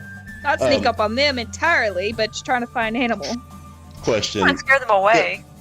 There was one thing I was going to do if you wanted to RP me and Cyrus hunting. But well, Cyrus, you know what today Oh, no. you know what today is? It's a day for science. It's a day for redemption. And then what I'm going to do is I'm going to take out a spool of rope. I'm going to cast a snare, and then I'm going to stealth into the wood lines and try to put down a snare. Oh no. This snare, when you cast it, turns invisible. Interesting. The twins are gonna walk through it, or is Hammerhawk, and it's just gonna be like, look, we have caught a wild pair of twins. Or the hunter that is out there somewhere. Because I was going to set up a snare in the woods and do some hunting. Someone's gonna get hurt. Yeah, Someone is gonna get hurt again. Do we need to do a survival? Because if we're trying to hunt down an animal, preferably big enough. And I was trying to hunt down something big enough that wouldn't get exploded when I shot it. Oh yeah, it's all coming together. Oh, we're all I don't hunting care if big it's game. predator or prey. Yeah. As all y'all are making your way into the wood. Unfortunately, the twins are not stealthy enough, and Amarok is able to hear some rustling through the woods. And he comes over to find the twins both hiding in a bush. And kind of bursting through a similar bush, you just see Marcus and Cyrus just talking about target practice as they're walking through. And all five of you are just like, huh. So, I guess we all had the same idea, even though we left at different points. We were gonna find some clothes, but they didn't sell any winter clothes here, so we were gonna kill an animal and make our own. All that and food. And as all Well- that's Yeah. going on, suddenly a deer just kind of grazes his way out of woods. A doe, a fairly big size. Mine. I'm gonna try to shoot it with my new gun. Yep. Thing's gonna explode, isn't it? Roll to hit. Oh no. So I'm gonna do my thing if I hit, because my new gun is my arcane focus, and I can cast spells from it. So I'm casting a spell from it, and I'm gonna do my thing if it hits.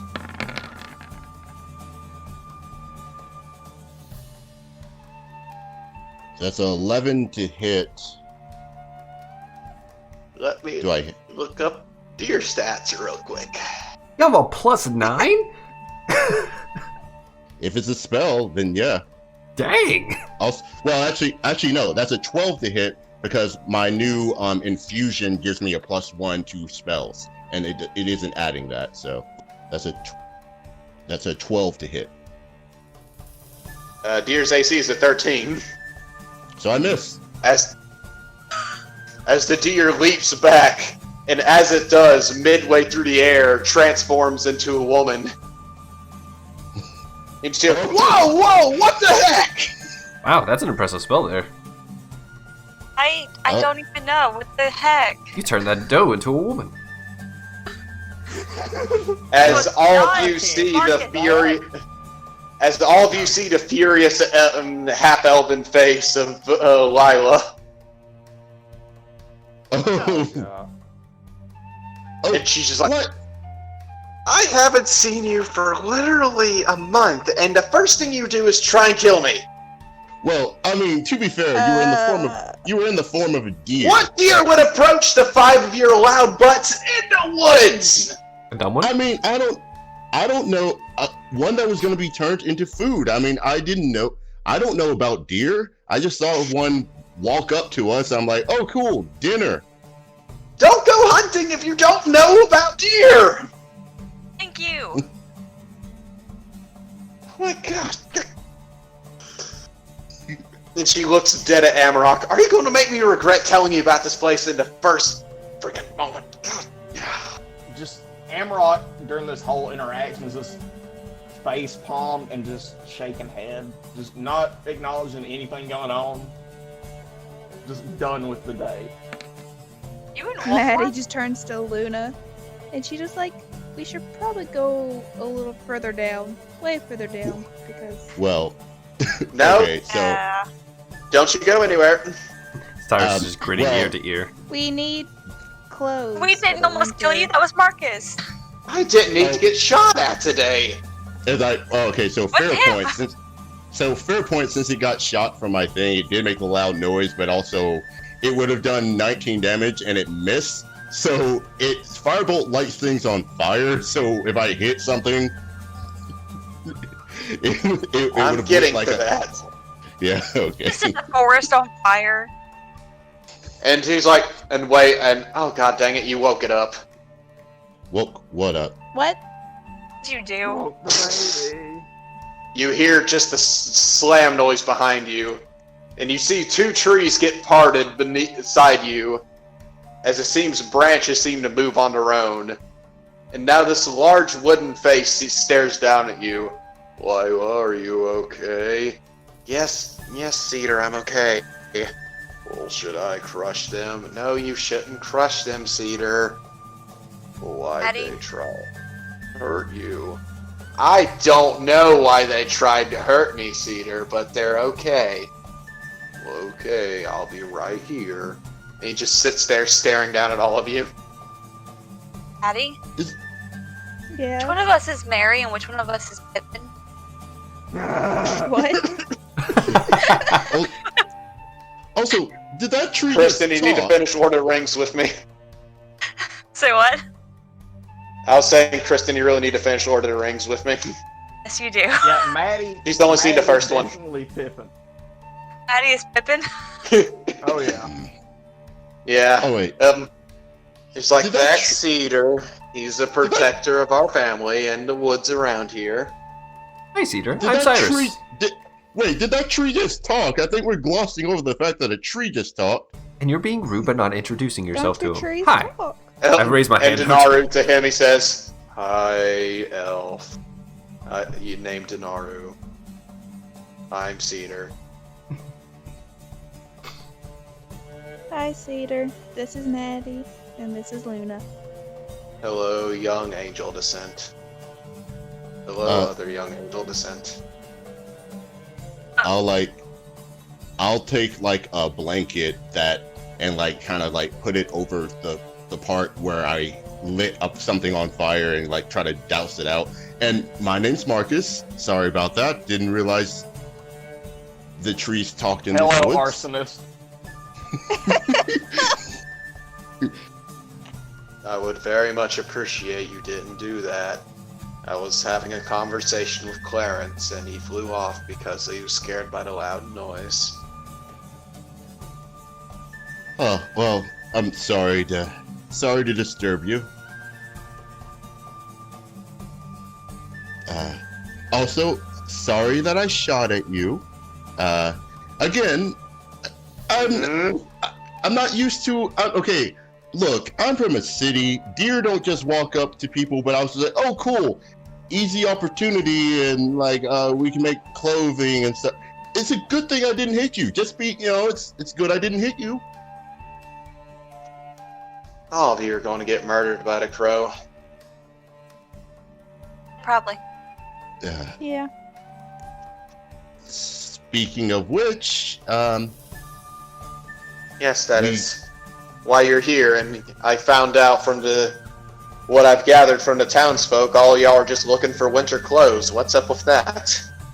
well, we were here. Well, I mean, we just got here yesterday, and we got here last night, so we slept in.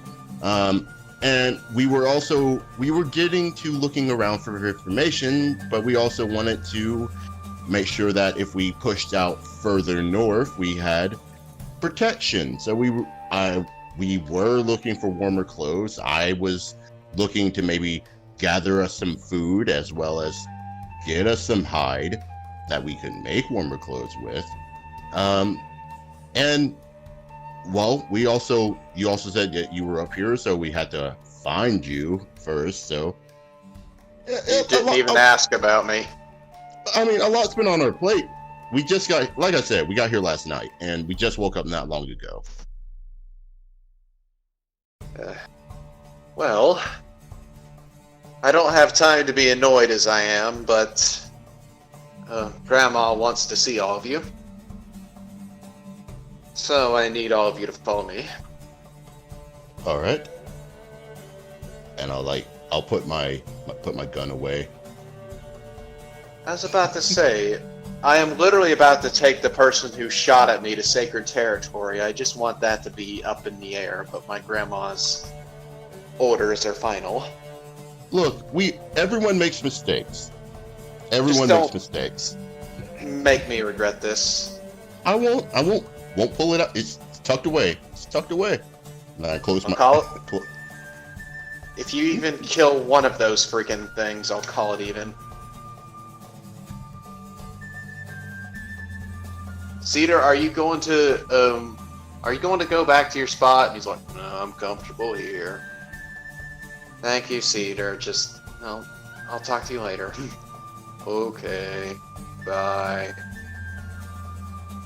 Goodbye, Angel Descent, Maddie. Goodbye, Angel Descent Luna. Goodbye, Elf. Deal called you Tanar. Goodbye, Elf Cyrus. Goodbye, Cedar. Goodbye, Giant Folk. Goodbye, Burner. Okay. Okay. Look, I get. You know what? Never mind. I just walk off. I just walk off. I'll just walk off. Just walk off. And Lila's like, "You're supposed to be following me." No, I am following. I'll just walk. I'll walk with her. As she walks in front of you, and it's like, "Bye, Cedar." Like, bye.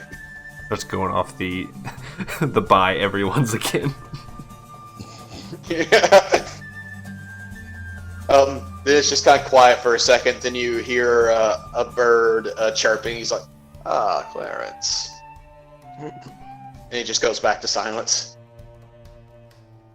And then she's like, anyways, yeah, for future reference, this place is surrounded by Trents. Be warned. That's why the people of this town feel so safe. Fair point, fair. Makes sense of the folktale that we heard. Oh, Lorraine told that old story. No, that wasn't one to Trents, actually. The Trents came later. Still, sounds similar. A way of protecting this town from. Plus, it doesn't get cold approach here, so. Yeah. As she's walking through the woods, she's like, "Yeah, this territory's been under my family's protection for years. They just took a natural liking to it and put down roots here, literally. And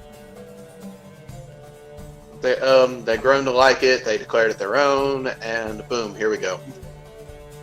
I mean, while we were in this town, we also did have to talk to your grandmother anyway, so this does work out. Town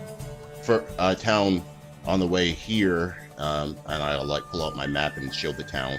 They got sacked by goblins and hobgoblins. So they were asking us to bring gems so that we could ask for your grandmother's aid. Yeah, repeat that to my grandma. That's definitely important. Why didn't y'all start with that? That's important. Well, you were kind of scared off by the loud boom.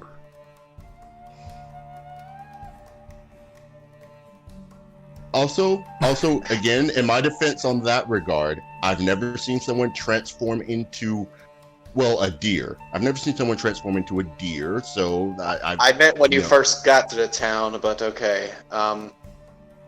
Again, take that from my grandma. I don't even have to talk to y'all. I don't even know why I am at this point. You love us. No, I mildly tolerate you and more with you at this point for the potential that y'all may kill something that's been hounding this land for generations. The twins are alright. I haven't had a bad encounter with them yet. Just don't make them angry. She kind of cocks an eyebrow at that, but it's like... If she looks in our direction, it's kind of like shrug and like, no.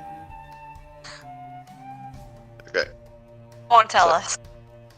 Okay. But anyways, as she's walking through the woods, the reason I'm taking y'all an hour away is that's the technical last town in this area, but there's a little secret hovel, I guess you could say, down this way a bit.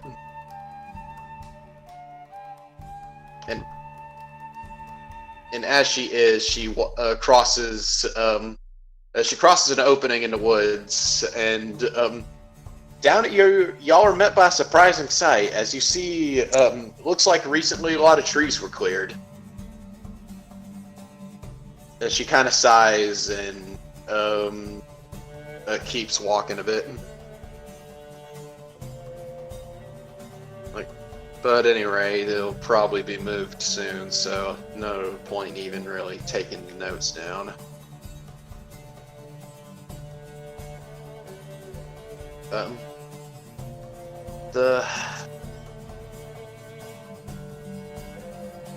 My family is pretty secretive about what they are. The town kind of acts as a front just for people to meet them, as my grandma's kind of a local legend in the area. That's the whole reason the inn's there in the first place, is just for the people who travel to meet her. Lorraine himself serves as just a simple farmer in town who moonlights doing that. So it's like, is it just you and your grandmother out of your family who are here, or are some of the other townspeople your family as well? Currently, right now, it's just me and my grandmother. I'm told I have an aunt and a sister that live pretty far away from here. And there's also various other, I guess you can call them my technical cousins that live in areas all through the woods, but closest ones to civilization you'll find, it's us. I've never encountered any other my other family. And my mom lives in she lives up in the Free Cities as an alchemist. So take what you will with that one. I didn't really like the city lifestyle, so here I am.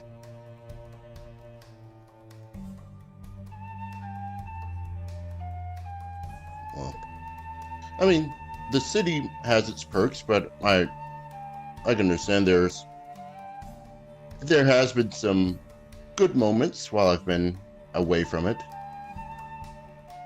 There's no good moments in the city. I mean, we can have our own opinions. we can have our own opinions about that. I mean, as a person who grew up in a city. Yeah, tell your dwarf to stop trying to bring the city out here. I mean, I kind of just lived in a city mostly ran by dwarves. I can't stop. I have no sway. You have no sway over my opinion either. All you have to do is try a cup of coffee, and I'm sure I can. I've tried it. My grandma makes stronger stuff. She does. I lack in coffee. Yeah, it's not what you expect though. It just straight up moonshine.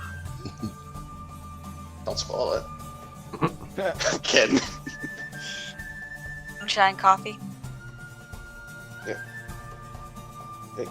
Anyways, but eventually y'all, you do get to a point where you start to notice that while the brushes seem stick in areas, it seems a lot more recessed. Like it's a lot easier to walk through.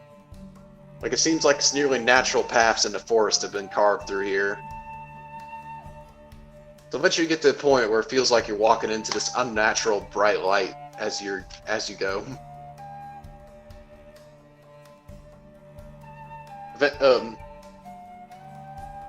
Eventually you looking around, you start to notice this light seems to be getting brighter and brighter. And as you look around, you see more animals than normal. Like you notice a pair of chipmunks running around. They kind of look to you and just kind of run around. You see above you a tree full of birds, all kind of staring down at you. You see a woodpecker fly around, peck at some wood, and just move on. You see 2 deer grazing in the woods, just completely unbothered by your presence. Until finally she stops in the woods and turns, and it's like, "All right, we're back here. Do your best to be respectful to my grandma. She's my grandma. She's something. And she'll definitely be a lot less forgiving than me and a lot more nice." No Understood. pressure. She nods like, "Good." And she steps forward and she completely disappears.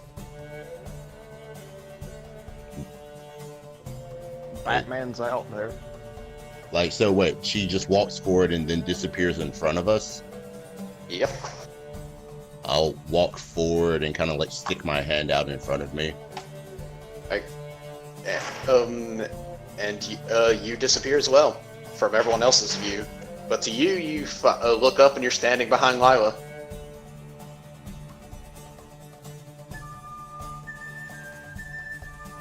Might as well go in. Yeah, I follow.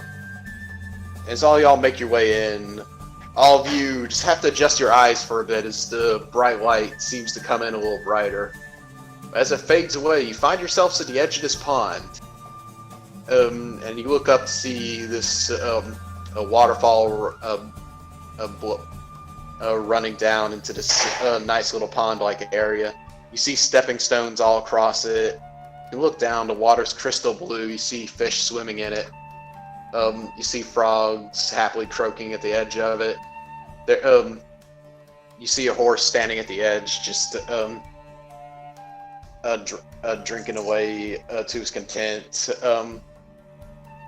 You see off to the side, there's some women washing clothes in the water.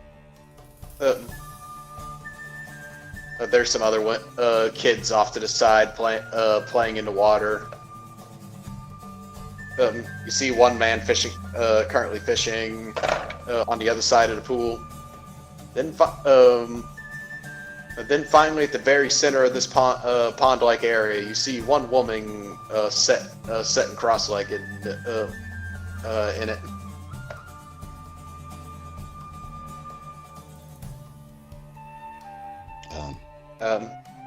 And she's like, and she kind of points across and the pond to a little cluster of huts.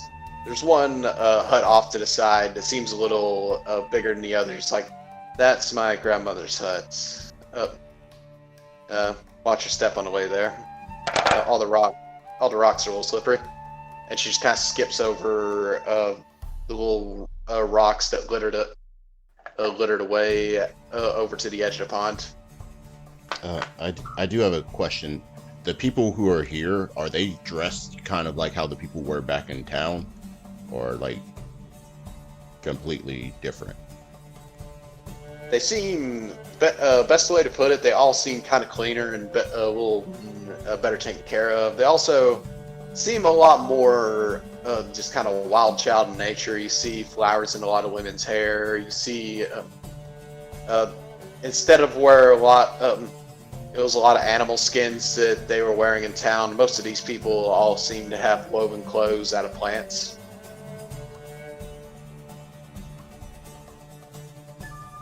Well, yeah, then I'll follow after. Right. You make your way there, and as you do, you actually openly see a Trent kind of walking through the town, and then he just kind of stops at the edge of the pond and just sets himself in it.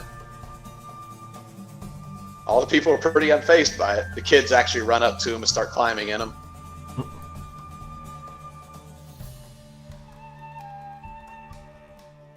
And eventually you make your way to the hut, and you see Lila. She walks to the hut, and she just takes a big breath of air and just lets out a long sigh.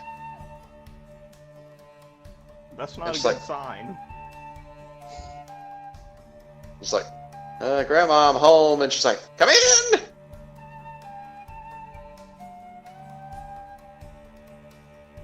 And she opens the door and just kind of holds her hand out. It's like, go ahead.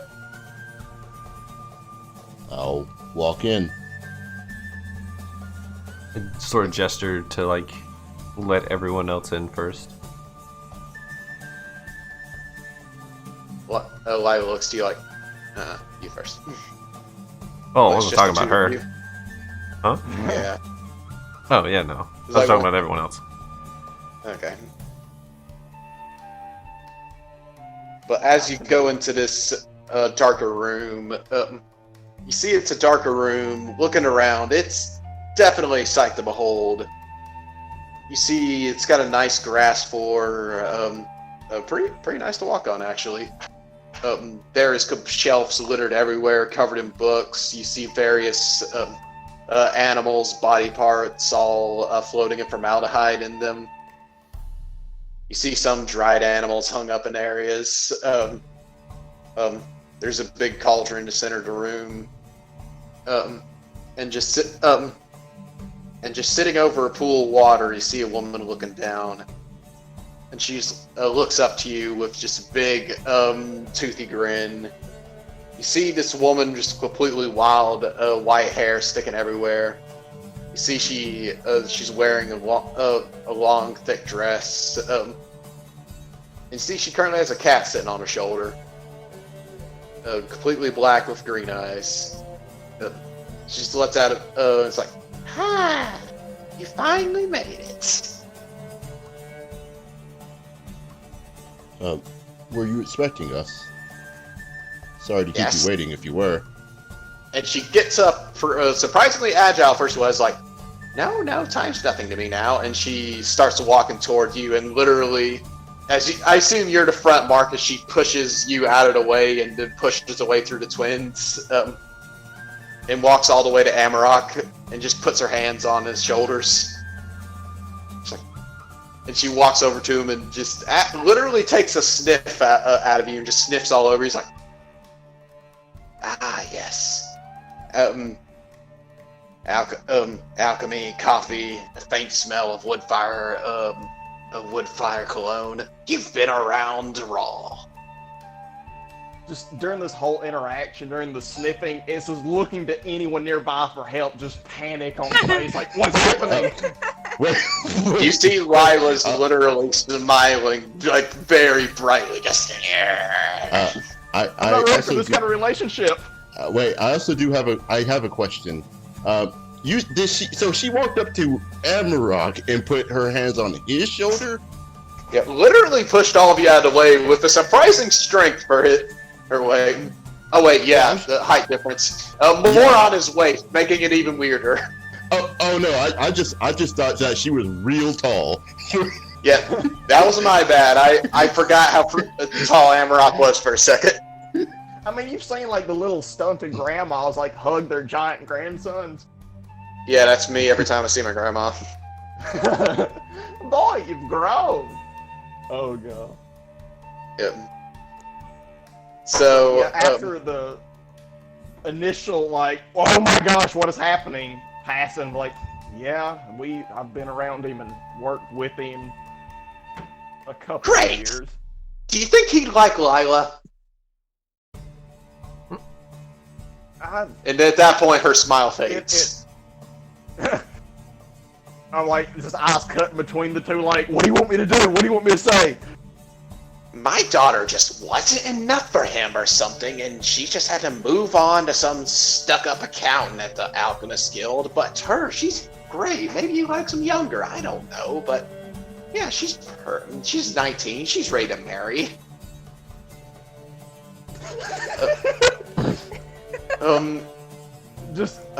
So Initial shock is slowly turning into like the shit-eating grin, just looking at her like, oh, I got dirt now.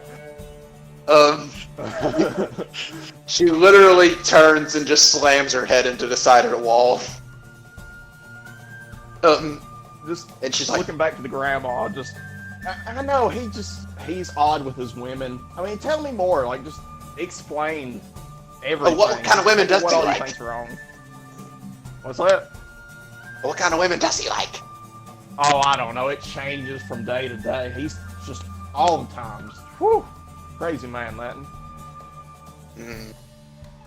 She's looking you dead in the eye like she's trying to find any bit of truth in what she says. Fine. How about you then, so you can get her closer to it, and by the time she has a kid, we can try again.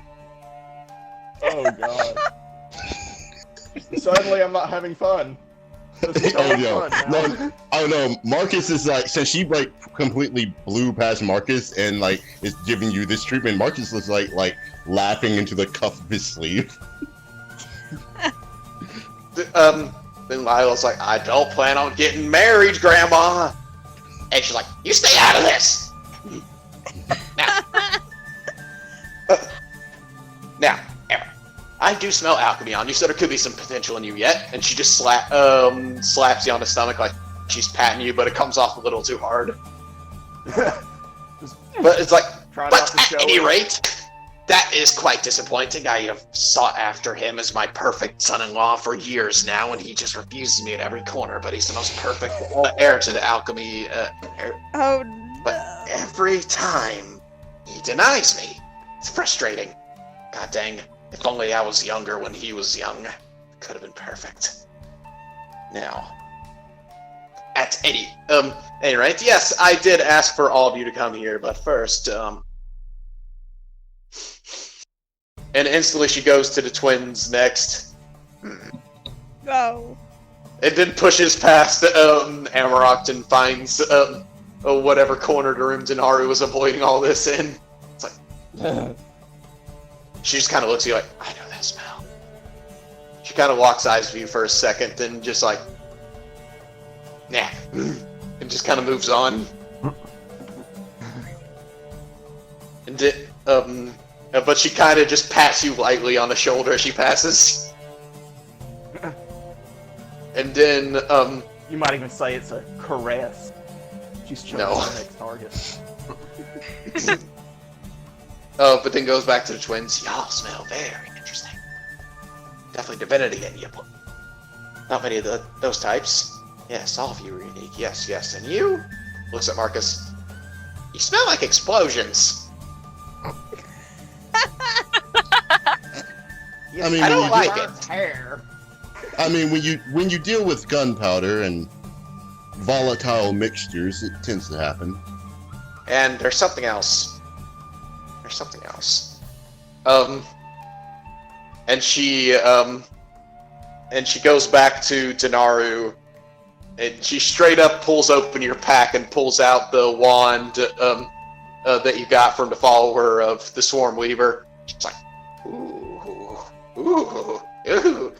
I'm gonna set this on fire. You might This guess. woman knows no boundaries. Oh, you do not protest? Why are you carrying this then?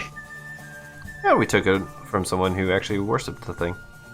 This thing's bad. And she drops it in, she walks over to her cauldron and drops it in there. Very bad, very bad. Lila, get me,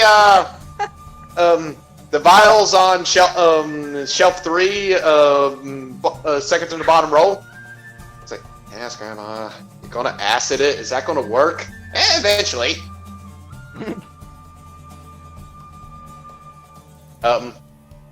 At that point, Grandma's like, you would have got yourself killed going after the crow at that point, especially if she trapped you in her lair. Oh, you would have had that, all sorts of insects trying to eat you. That would have been good. While she's rummaging for the acid, can I take out the ankeg acid and sort of gingerly hand it to her? And she pops the cork, she kind of sticks her finger in it and watches the tip of her finger, the skin just melts away a bit. Yes. Yes, I don't know what to think about that. Yes. And she's like, I need that, I need this, and a little that, and I'm gonna melt the demons away. Goodbye. And she just starts to pour. Demons? Oh no, I stopped arguing with them a long time ago. Okay. Okay. And she just starts to pour the acid in. It's like, oh, I got distracted. I do that. Ah, god dang it. What was it about? Y'all were visited by the crow, weren't you? Yes, we were. Oh, that's quite an incident. Yes, well, all of you survived. That makes you a rare occasion, or she just didn't completely set her sights on you, which both are worrying things. Normally, she's pretty ruthless in her sake. I take it that you fought her off to the point where she was bloody and dying, just had to crawl away like, no, don't do it! And somehow she got away from you because you're heroes that don't want to do such a thing to such a poor, defenseless freaking demon. Well, she kind of left us in a worse state and just kind of left on her own accord.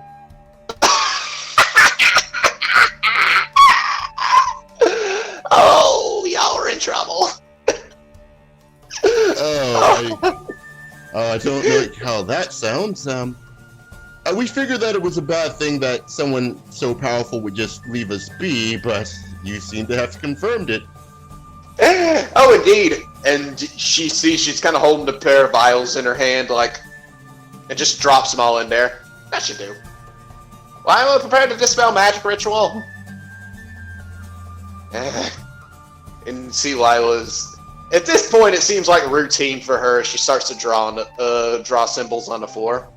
At any rate, I need to dispel this dastardly thing you brought into my lair. Honestly, you bringing it this close, this probably made all the insects in the area just completely double and start to go freaking ham on each other. So that is quite unfortunate. Yeah, just collecting all them centipedes. So, first off, you shouldn't have brought this cursed item into my lair. How dare you? But, next thing, I guess, for achieving such a cursed item for you and for the satisfaction to do it, I'll have to do some kind of recompense for us. It was a magic item in that sense. I guess you can cast spells from it. Quite a shoddy one. Definitely get a better deal from someone else. And, Yes, the crow. There's a lot of details to explain there.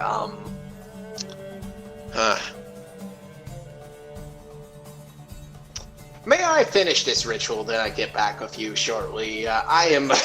Some call me scatterbrained, I don't know why. Sure. You've already done us a favor in meeting us for the first time. We didn't realize that we were drawing attention by having that so close to our person. Oh, if you went to the Feywild, you would have get eaten. Like, straight up, that's what he does. He eats people. That was probably used to sacrifice people's souls to him. It was. I think I might have had a momentary encounter with this individual. She crosses the room instantly to you. You saw him. Well, I was on death's door inside of a temple temporarily raised by this follower. Oh, were you on death's door at an altar to him? Yes. This one actually pulled me back, and I point to Maddie. Oh, you're such a sweet girl. Good job. And she just pats you heavily on the head. I just imagine her head sort of goes in like a turd a little bit. Back out. And she's like, yeah, your soul was nearly eaten by him. She literally saved your existence. You would have not existed anymore. Oh, wonderful. Yeah, that's what he does. Didn't realize I was that close to oblivion. Yeah, literally. Well, in a few ways, you just won't exist anymore unless you get some crazy ordeal where, like, some god rips you from his gullet. That'd be awesome. It'd be like that story about the little girl delivering treats to her grandma and Hunter came in or something like that. And speaking of, did you bring me anything, Lila? No. Can't find good help these days. But yes, y'all wait outside before I get distracted again. Got curses to remove before the freaking insects start pouring their way in here. Sure, we'll wait right outside. You say a prayer to whatever deity you believe in, preferably the one that gave her abilities to save you. That is, you owe him one, that's for sure. We'll do. We'll do. She kind of pushed y'all out of the hut, and at that point, you see her just look up for a moment when she's drawing there, and she just kind of looks at you, just like longingly, like a little bit of cry for help. Then the door just shuts. Okay, so when the door shuts, Marcus walks over to Maddie and hugs her. I did not realize I was so close to just being non-existent. I owe you a bit more of a favor than I realized. I owe you a bit more of a favor than I realized. Well, that was a little more terrifying than I thought it was going to be. Oh wow. Almost got eaten by a god. Whew. Okay. Yeah, Okay. that almost happened to me. Level 3. Phew.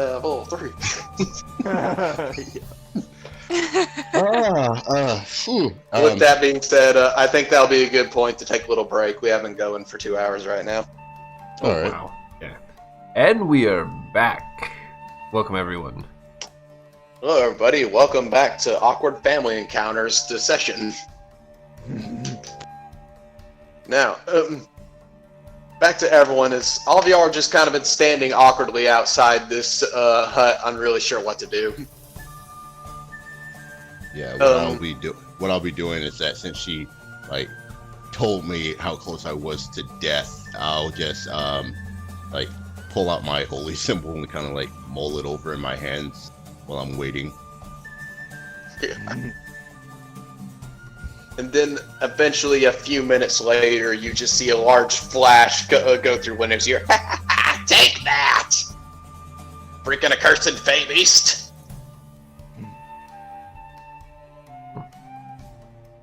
Then she's like, opens the door. You can come in. Well, I take it went well in here. Oh, yes, yes. And she jumps over to Cauldron, just some ashes fall out. Ta-da! You made dirt. Yes, because that's all that deity's worth. Well, again, thank you for doing us that favor. Our friend Cyrus here didn't realize how close he was to being bug food, and us by proxy. Well, probably would have been all of you. Now that thing is scary. Because what you're dealing with is it's an ancient, evil, just overall dreadful, very unpleasant, honestly rude thing, but it's not all them things into a great spirit. Only similarity between them is they reside on the same plane. Well, luckily we didn't go to the Feywild before meeting you. Oh, y'all would have been absolutely positively screwed.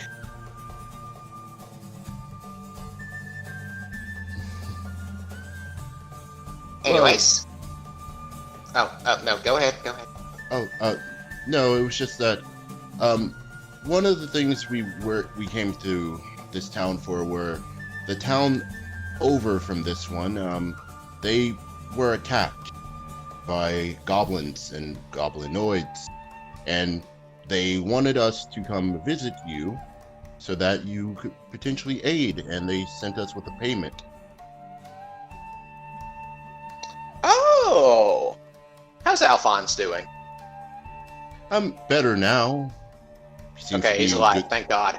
Seems to be in good spirits. When we were leaving, he seems to be in better spirits now that they're not being sieged. What, She looks kind of uneasy at Lyle, and both of them kind of exchange uneasy glances. What befell them? What raided them? Well, they were being raided by goblins, hobgoblins, and a being impersonating an orc. An ogre impersonating an ogre. An elemental being, actually. Elemental. That you're not. Wait. Elemental. Okay, that you know how vague that is? That could be anywhere from a primordial to a genasi. A genasi, a fire one. Okay, not a primordial. If so, we would be in deep crap. But just a genasi. A good old unwanted stepchild. What kind of threat are them? Just got anxiety issues. Well, the thing is, this wasn't the first time we heard about this particular one. In the town further over, they had to deal with a rift in that town. And that one was to the Earth elemental plane. And then we have speculations of another rift further down, or more of an air elemental plane. Things are kind of getting a little screwy, if you know what I mean. Apparently, in the town over, there was a ruin, and this person was having the townsfolk look into it. We don't know whatever reason. We don't know if they found what they were looking for. All we know is that we managed to stop them from going further. Was it one genasi that took an entire town? No, it was a genasi, goblins and hobgoblins that took over this town. But he made the others think that he was an ogre. By disguising himself through some means, or transforming himself. That is concerning when you take into account that for to change races like that, it'd either be some kind of weird magic item I haven't heard of, or true polymorph.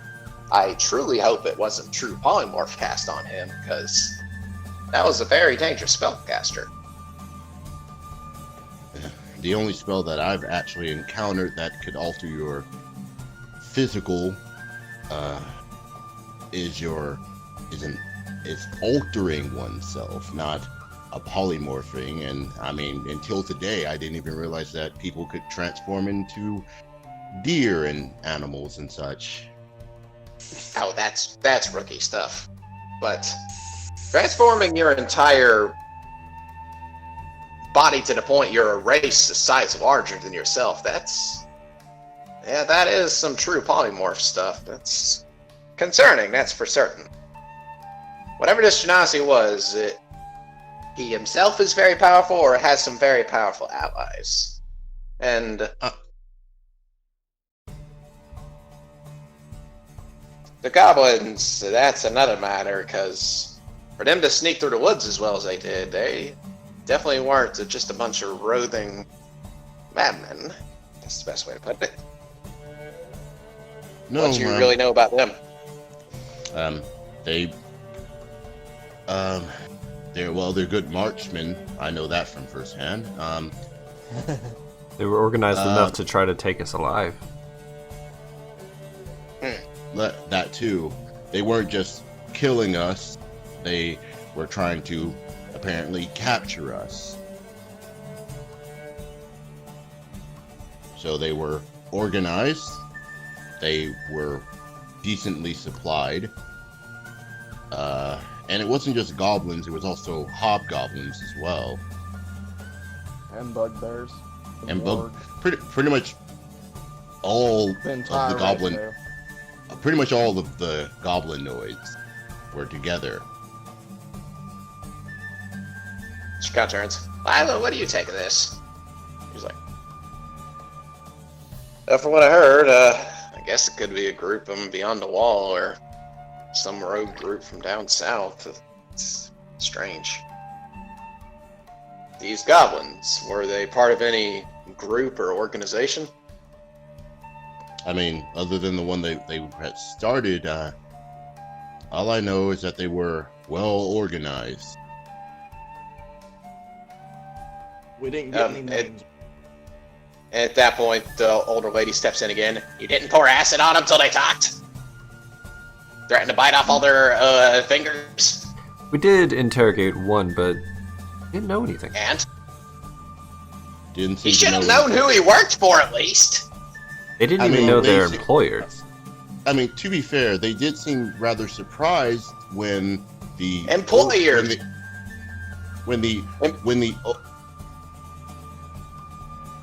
They did seem rather surprised when the ogre they were working for suddenly turned out not to be an ogre.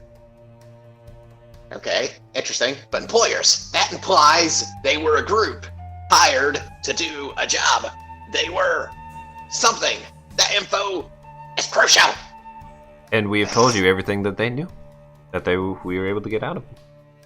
If that goblin didn't know what kind of goblin it was, I would be very impressed. Ugh. Information is crucial. There's goblin mercenary groups on the other side of the river, to my knowledge.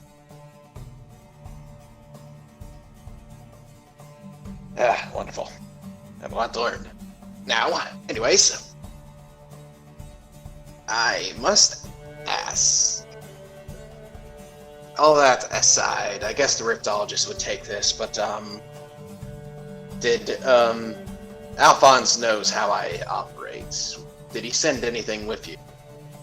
Yes, I actually pull out the two gemstones that he specifically asked us to set aside for her. She kind of looks it up, holds it up to the light. She takes a bite out of one. Doesn't actually rip the gem in half, but bites into it. Just. These'll do. And she kind of walks over to the window and whistles, and you see a small bird come out. She just kind of whispers in the bird's ear, and the bird just flies off. They'll be taken care of.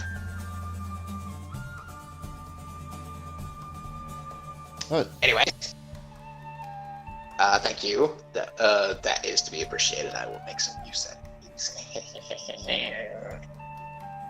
Now, what I must ask of all of you is now on to, before I get distracted again, unless there's something very important that you could tell me.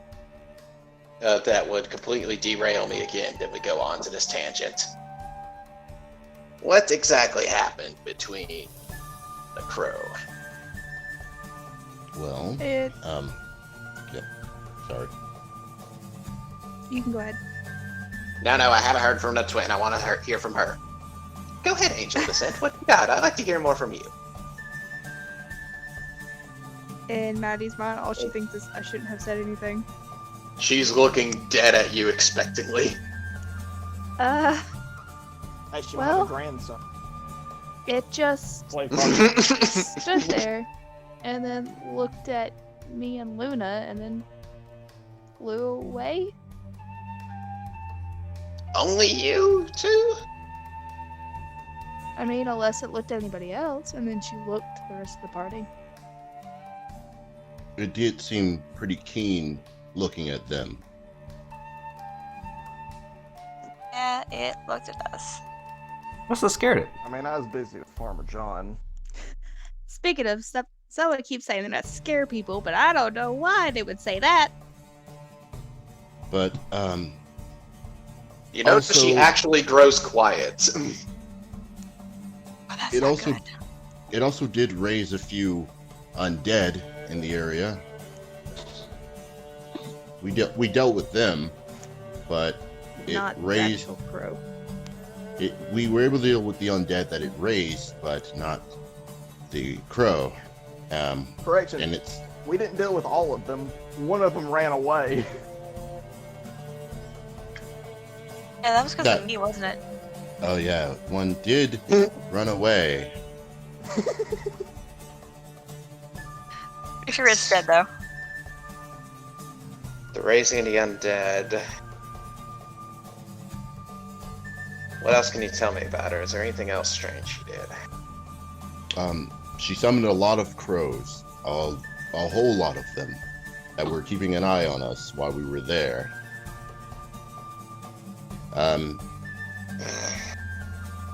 As I feared, that was her. Control over the undead, control over animals. Those are things she has, as she is the one who has control over the life cycle of mortals.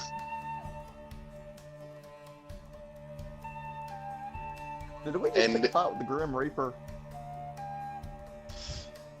As you see, Lila's kind of growing quiet as well, and the witch like, Lila, get me the book on second bookshelf, top right, third one down.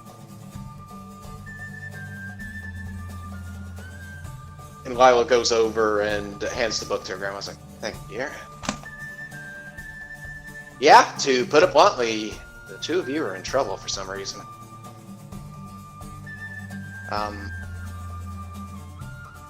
I haven't really known her to... There was a story a long time ago, but I'm not sure how true it is. There was a story a long time ago of one other person the Crow took interest in. It was a prince in a foreign nation who the Crow appeared before, and being the hero of the country, the prince was a warrior, a general, though people loved him, but the Crow appeared before him and told and said the time grows near where all those will fear. And he rode it off and tried to smite the beast down. She fled, and the prince was later known as the Mad Prince by his people.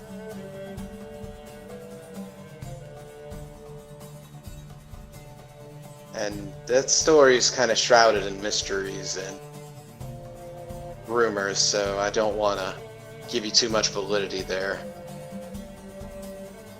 You know how stories go as they travel through the areas. There's a lot of disputes on where it actually is from. But in any case, you're not just dealing with one being. There's the Crow, but there's also two sisters. There's a lot of confusion amongst common folk on what they are. They're a being that have been here since the Age of Chaos. Some argue they're here alongside them or even longer. They're beings known as hags. The crow is one of them, and so is and these hags, they come in threes. As two sisters that are just as dangerous and as vile and deadly. As I said earlier, very rude. My family has fought with them for a long time, as we have been here since the Age of Chaos as well. Me, I was around when the Blood War started. Then it leaked over to this plane. So, the Age of Chaos was just shortly before my time. The troubling part of it all is they've always seemed to be there, appearing in wrong times. That's the only instance I know I've heard of where the crow showed interest in someone. But as I said, usually appears before unfortunate circumstances is usually what they say. The legends say. Usually she's a sign of ill will to come. And it sounds Yes. like she was playing with you, if anything. The undead raising was just a minor ability of hers. She herself is more dangerous. I suddenly did get the impression that if she really wanted us dead, she could have easily made that happen at the time. But we also did hear about this another town that calamity befell them once they encountered the crow. Honey Hopper, yes. So we Alright. originally thought looking into that might have been useful. An incident Exactly. you probably haven't heard of is a few years ago, a hag was actually killed in Honey Hobble.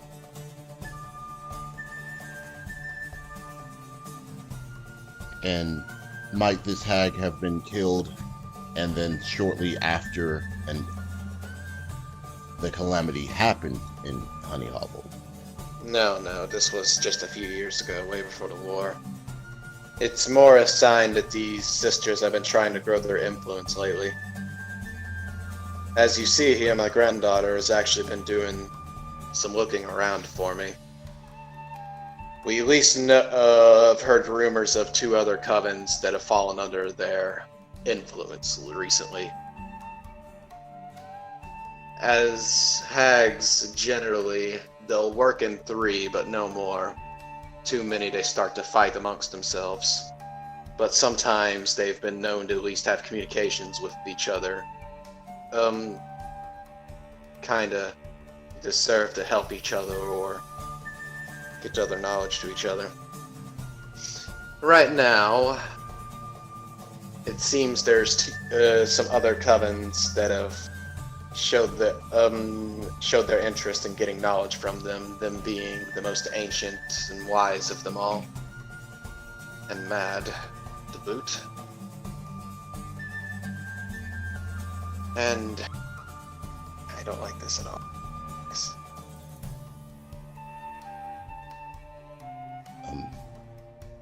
These covens that are having a bit of an agreement with this other one, are what might their locations be? It'd be more beneficial to avoid them if they're involved with someone who wants something to do with us.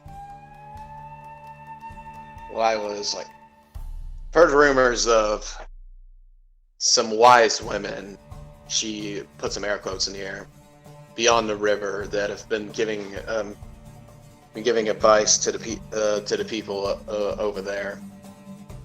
They seem to have grown their own little community into free states. So you should be avoiding that area in the first place.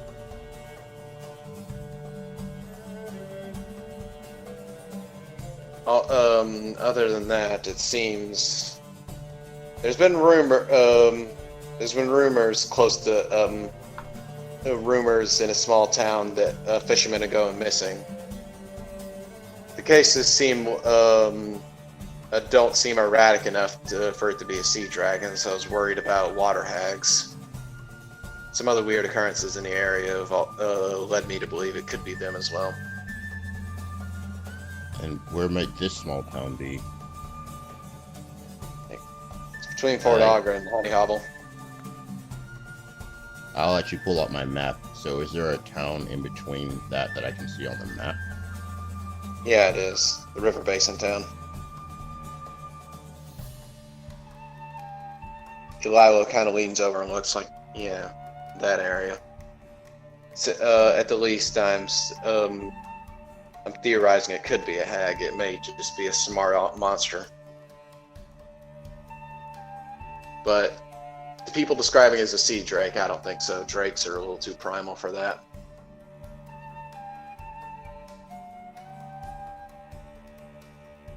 There's been sightings of one, I will not deny that, but I think there's something more to it.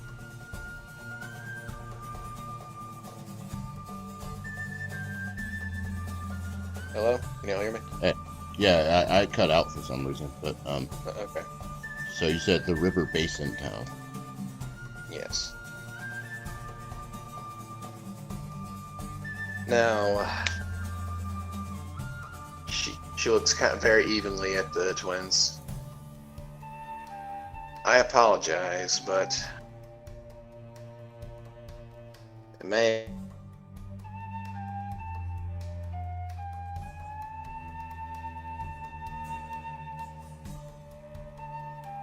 Hello?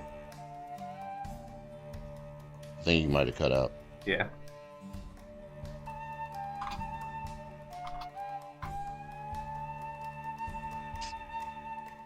Right when he was beginning to explain stuff. Yeah. I don't know. Yeah.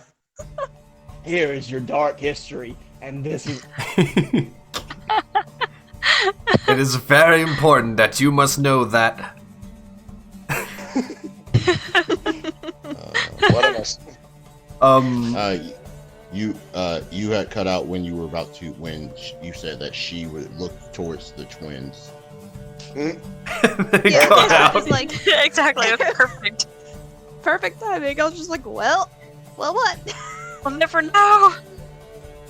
Is it possible I can examine the twins more to see if I can find what may be the origin of this? Good call. Origin of what?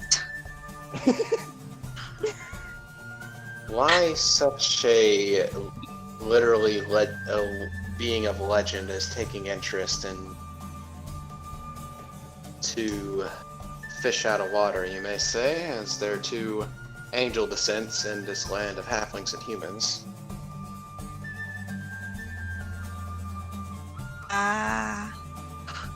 I got no clue.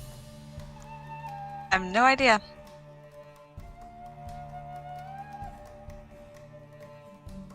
Maybe it's about What? that thing you've been hiding from us. And she looks over. Or maybe not. Well, You mean looks towards Cyrus? Yep. She just looks at him. The old What? lady looks at Cyrus as well. I mean, so should ask, what are you hiding? We have established that we have no clue what happened. At that point, the old lady's like, juicy. Alright. What kind of infighting is going on here?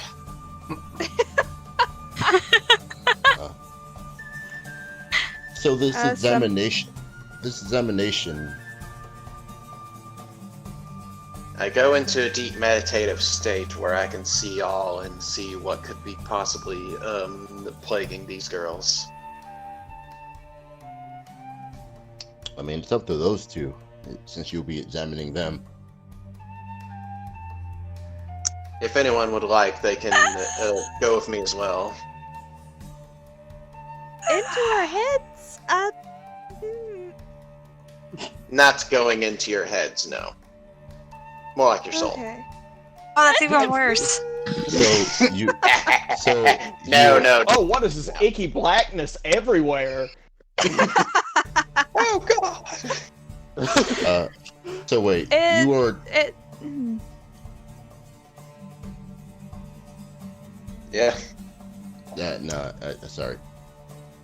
It's like Matt just goes, I don't know how I feel about everyone trampling through my soul.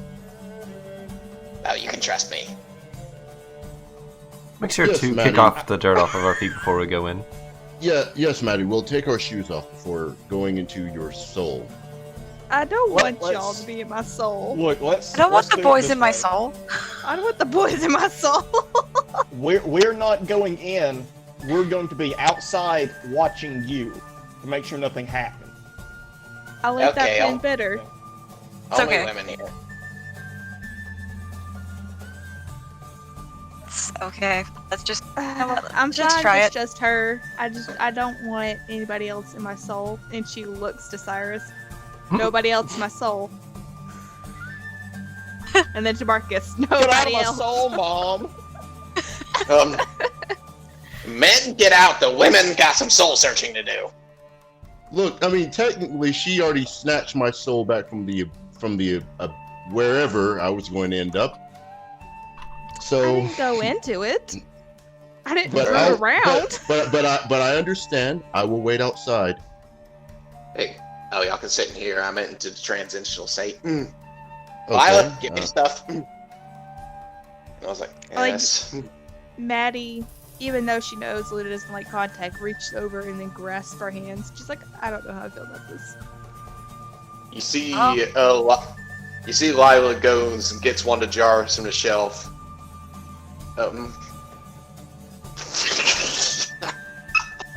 I just saw the quote. New quote: "I don't want the boys inside my soul, Maddie."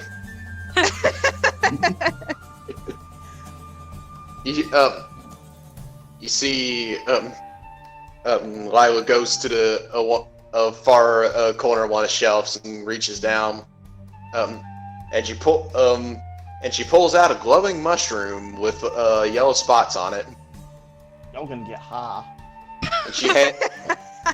and she hands it to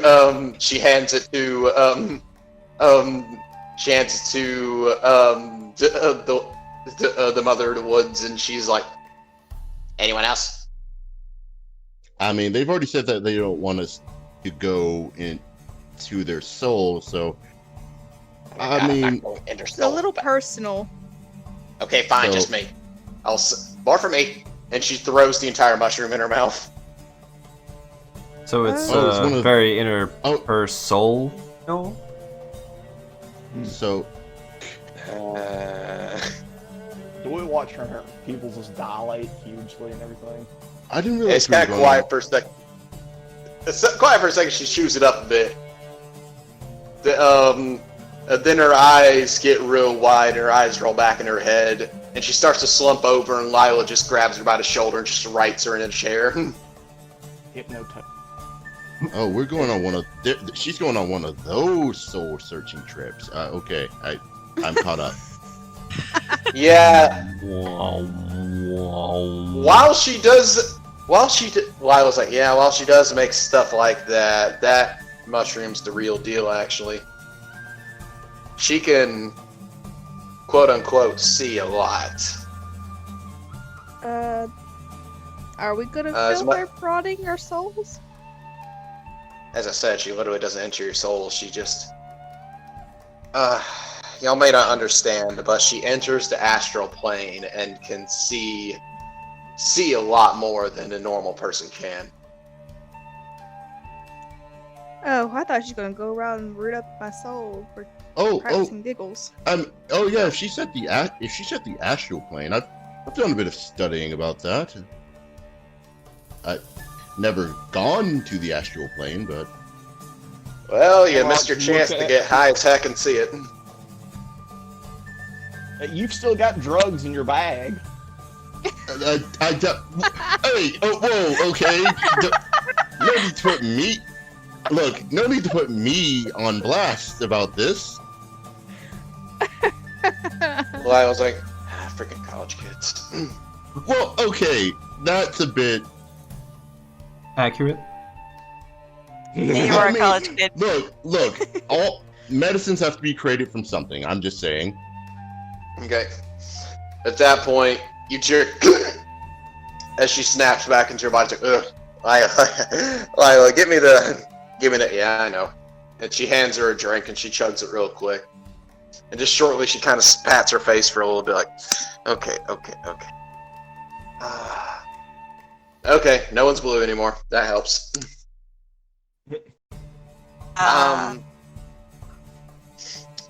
Essentially, best way to put this, there is a dark and looming shadow intertwined with the two of your souls. Oh, that's Cyrus. His was more of a light gray, actually. She just Oh, reading all close. her auras here. Oh no, your auras are something else entirely. But no. The best I can describe this, with your origin, it seems odd, but it seems there's been some kind of hereditary curse put upon y'all. What? Pause. What? That's what I see. It seems like there's some kind of curse on you. I am assuming hereditary, since it's literally intertwined with your soul and not just surrounding you. Like it's Madge something. looks to Luna, and she's like, "You know about a curse?" I knew stuff to me. I have no idea. I mean, come on, be honest. If I knew something, you know something. Yeah, I know. I don't know. You piss off any disheveled people in the woods? No. I mean, they pissed us Right? off. No. Yeah, no. No, we haven't pissed them off. No. Seeing that wording. Well, hags feed off misfortune. And right now, misfortune literally is following you two. So, the crow is probably taking you in her sights as potential enjoyment. If I'm right, the crow has at least been keeping tabs on y'all to some degree then, because there's something odd about all this, but that's the best I can estimate. There's some kind of curse upon y'all. She looks at Cyrus, and she's like, "Does this have to do with anything about why that goblin was scared of us? Or me?" I mean, you did go kind of berserk and slaughter a lot of them. But that's the thing. Did? I don't remember doing said slaughter. So did anything else happen? I don't know. You're Azamar, right? Yeah. Eventually, She looks at herself. Yeah.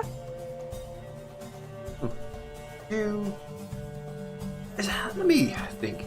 Azamar grew wings of any kind. Yeah, you've seen her do it before. They're white and feathery.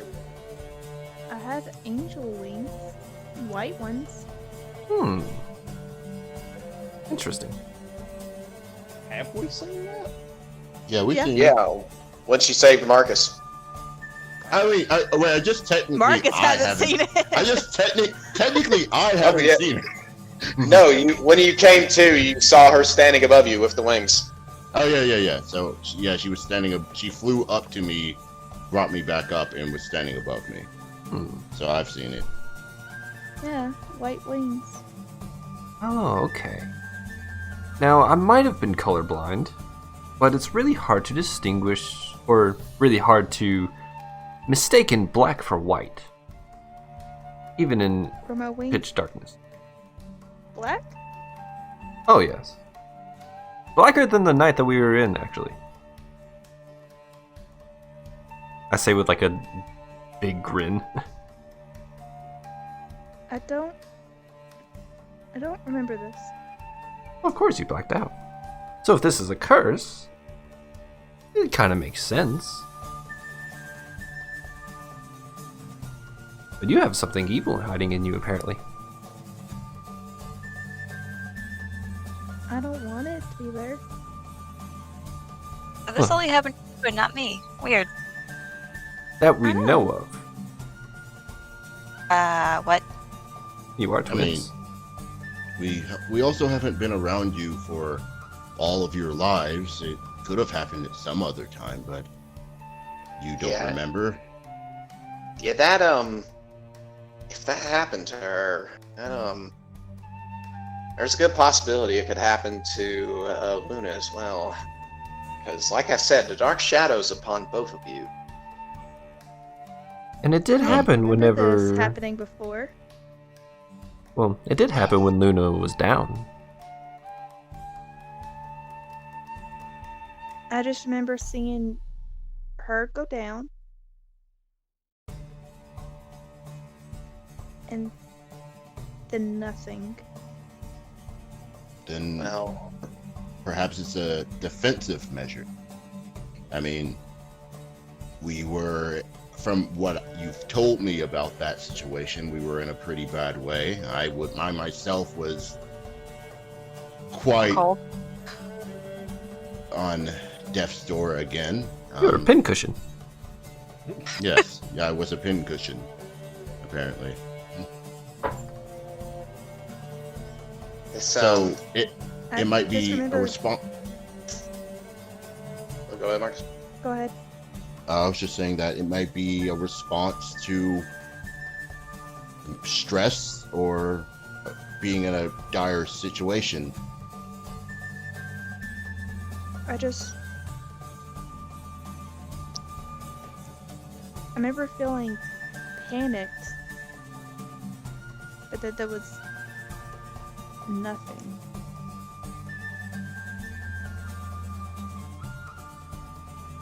This is not boding well. It is a curse, so there's gotta be something more to this, but it's definitely a curse. There's something different to you than other Ozmark, at least. I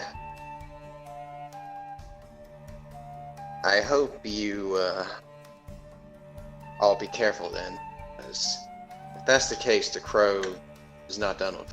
But that's also a good thing. The three are most dangerous when they're all together. If that one's taking an interest on you that is coming to you, that, while dangerous, is actually better for you in the long run. As ridiculous as that sounds. It's better for it to be following someone than to be gathered then. So Exactly. Unless she's, planning a mutiny on her two sisters and wanting to make you two her new sisters. Maddie just That's looked a- at you horrified. Sadly, that may be a possibility. There's a. Well, how? She looks to her horrified. I was actually very hoping that you were gonna say, "Oh no, that wouldn't be a thing that would." And no, you actually said it good. Hang on. There's a grim reality here of. There's a thing with, hags where.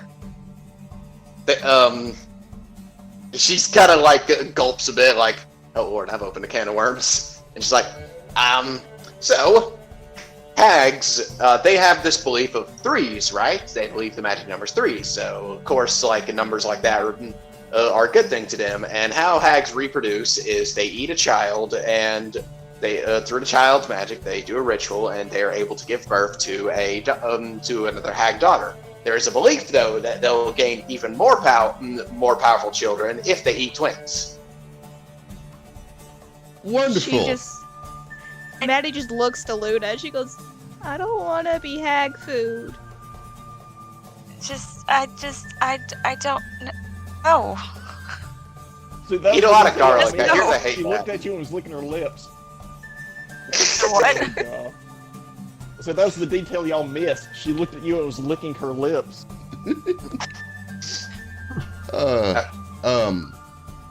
So That's not we something I have- made up either. That's actual D&D lore. Yeah. So we have a sentient omen potentially following us around. Oh, I don't think potentially. You have a set of twins who apparently could possibly go ballistic in stressful situations. Well, it's a good thing we avoid stressful situations like crazy, right? Oh yeah, good. Take some time to relax. Do some yoga. I got some stuff that's really good for relaxing, actually. We're all gonna die. No, y'all can't die, because y'all are my best ticket at killing them things. Now, Of course, you have to say the ticking time bombs to kill them. Who else? I guess as Now, long as we blow up at the right time. Now, y'all chill for a moment, and she walks up and just, she pulls out this crude tree branch out of her robe, and she just kind of throws some dust over you and just, ha-ha! And flicks it at you. There's a flash. Then she's quiet for a second. Okay, that didn't work, and that was a remove curse spell. Maddie just sneezes. Luna just shakes stuff off of her. Okay, that is quite concerning. Anyways, what to do? And you see her go to a shelf and starts rifling through things. No.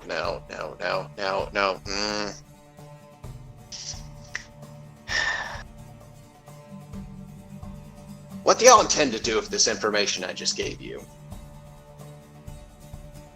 I don't know. Crawl into a corner somewhere. I do want to. Oh, sorry. I was just gonna say, wonder if we actually, what happened to Maddie can happen to me. The fact that we get attacked for enemies. What happens if we don't have enemies to attack and we're in that state? You might turn and come at us. Yeah, She shrugs. that's What he concerning. said, probably. That's concerning. Well, on the bright side, you apparently only attack the goblins and their allies, so there's that. But there's this curse. I wouldn't think it is a good thing, even though it seemed to help you in this situation. It's a curse. There's something more to it, and like I said, it's something in your family. Can you ask like some of your relatives if they know what's going on here? Like Don't have possible. We're orphans. She gets really quiet, like,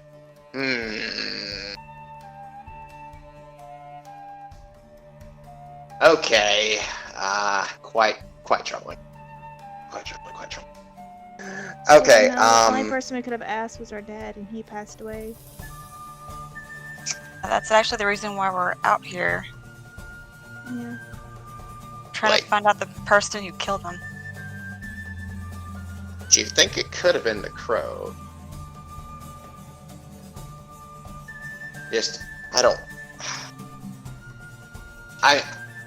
I shouldn't be throwing stuff like that out there. I apologize. It's just something divinely interesting. This group. All be together. The first thing you need to do is take care of this curse. At the least, even if you don't plan on killing them, if you want to get away from them, that'd be your first solution. Is get rid of the curse, so she won't have a reason to chase you anymore. Though I would, like if you did take care of all three of the sisters and any other hag you come across. But what I must say from here is, you'll have a dangerous journey ahead, that is for certain. But I wish I could offer you more, but a hereditary curse like that's a magic above what I have to cast. Question. Perhaps someone y'all know could help you, though. What is it, son? This Raven, she let us be at the time, but if you're the way you're talking about her, she's this part of this super powerful trio of people who she controls death and nature itself. So I don't exactly see how you expect two 16-year-olds, a recent college graduate, I don't know what, a person from the academy, and I don't fully know, and a traveling entertainer, from my understanding of Cyrus's. I don't know what you expect us to do against something that you yourself can't deal with, when you seem like you are quite powerful in your own right. Yeah, in the right circumstance, I could deal with her. She'll come to me, though, and every time I go after her, she hides away from me. The issue is, they know how to get away from me. Your group is different. The Crow wouldn't expect something as great from all of you. While I did look at your soul, and you're all young, inexperienced, a little wet behind the ears, have nearly recently died. You nearly had your soul completely devoured. But all of you have a lot of potential, I can see that. Now, it's just a matter of harnessing that potential into a giant spirit you're gonna joust her to freaking heart of that soulless wench. And, I say stick together. That'll be your best bet. And just keep traveling, keep getting stronger. I'm sure all of you can acknowledge in short time y'all been together, you've gotten stronger. Lila herself even mentioned that. And Lila was like, hey. Oh, you think about us. Oh. I acknowledge you're slightly more competent than we first met. Hey, when you're in this line of work, you take what compliments you can get. And it's like, and I don't think there's a lot of just coincidences surrounding you. I think there's a little purpose in all of it. So, this is what I suggest. You go to the eligible bachelor himself and plead his case to this case to him. And she walks over to Lila and just starts nudging her in the side. She's like, I'm not going with them. She's like, come on. She's like, no. She's like, but she looks to the group. But in all seriousness, Amarok's friend, acquaintance, whatever he is, boss, he's one, if not him having a way, he does have good connections with people that may be able to help. Because this is a magic above me that's going to be able to help you through this ordeal. I potentially also know someone else who could maybe look into it on their end. Someone that I can trust. Oh, who is it? My mother.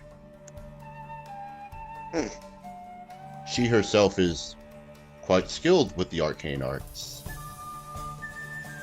Yeah. That's good. That is potential. My money is on Rawl, though, with him being a legend in his own right, but that is also something to look at if Rawl can't help you. Maddie turns to Luna. There's one person we might be able to ask. It's Gran. Yeah. You said your family was dead. She's not technically family. She just raised us. I thought you were going to say she's not technically dead. I mean, she is pretty old. Yeah. It's like, She's not our biological grandma. She'd be someone to ask if she raised you. She may have insight on all this. Well, she Now, raised us. Well, she'd still be someone to ask. Now, I'm just trying to figure out what I can. But the group of you, it seems like that's what I'd recommend if you're going to take this old, literally considered wise woman by a lot of people's advice, which I recommend you take. And to go to Raw, you'd be a safe bet. But careful on the path you take there. Since the free cities are very close to the woods where the hags reside, they could be quite troubling and close.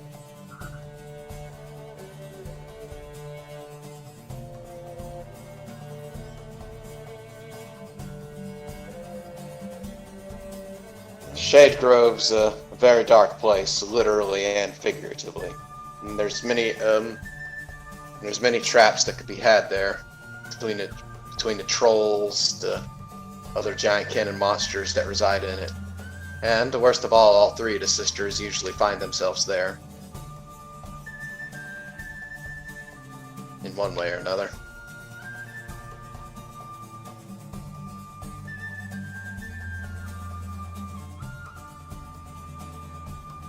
So we have a potential heading of something where all three of the people would be together that we want to avoid having all three of them together. We have looking into your academy, and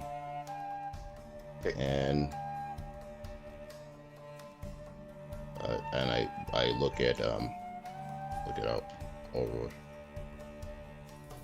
Emerald. Yeah, Emerald. Spacing. I'm looking at Marcus, actually make a history check while you're thinking about things.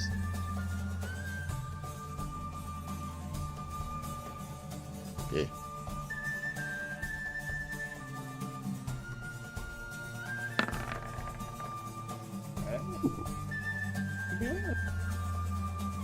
It instantly clicks into your head with a 24. You have heard Shadegrove Forest before. You realize that is the first place that was mentioned in the journal that he went to.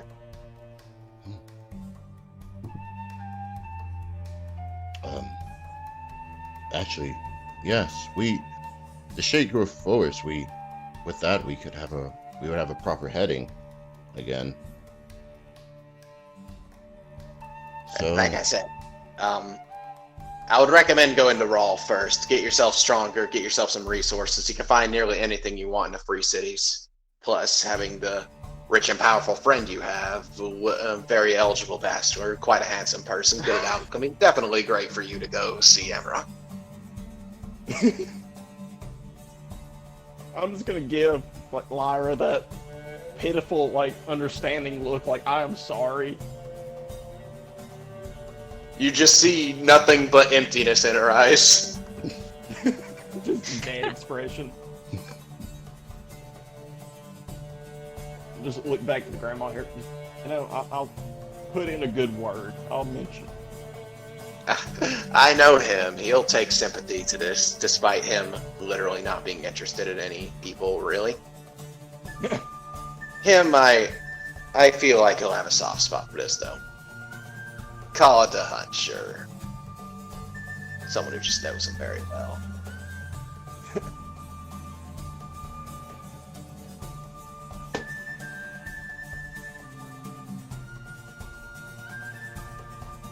Then he looks to the rest of you like, if there's anything else I can do for you, I'd be willing to.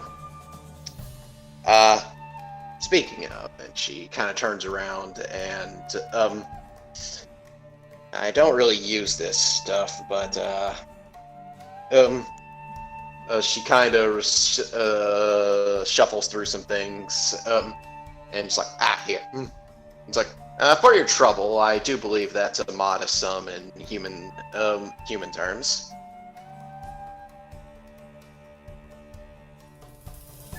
What is it? shoot it. As she hands a bag to Marcus. I take it. You open it, it is all platinum. What? Like when Marcus opens the bag, there's a visible. Oh, is that a lot? I didn't really count it. How much platinum is in the bag?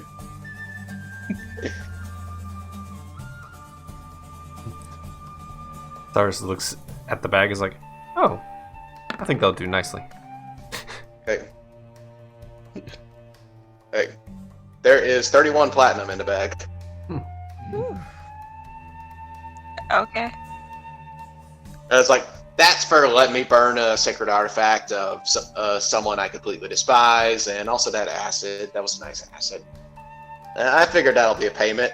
And Lila just looks in the bag, she's like, Jesus, Grandma! And she's like, what? They've earned it, right? That's a modest sum. She's like, yes, that's a modest sum! And she just kind of walks back to her chair, sighing. I was like,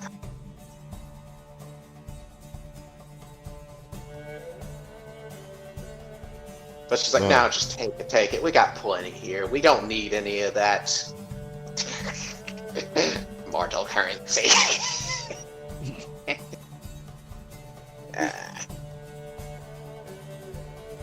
Well, thank you for your kindness and information. We have a whole lot to process here. A little bit. Oh, take your time. If you need time to process it, I have something for that. Something for that? Such Oh, yes. another mushroom from her sleeve. She actually pulls out a different jar with mushrooms in it. Oh, these will help you find something true about yourself. You do not actually recognize these. Okay. You happen to have anything for enlightenment? Oh, these, yes.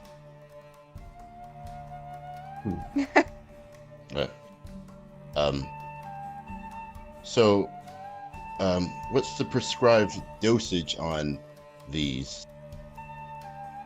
Have you ever had these before? I've never seen these before. No, they don't have. They don't have these in the. They don't have these in the city that I'm. Barely taking a gram of it, and she just hands you one. All right. I think I'll save mine for later. Ah. Well, because I have some studying I have to do, and might as well do it whenever I could use it. Wamp.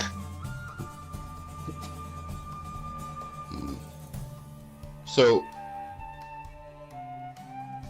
imagining that this is something that would be kind of to what she took before, Marcus will take it. Okay. Oh no. Are we gonna have another Aurelius check? I did it! He's like, yeah, make a con save real quick.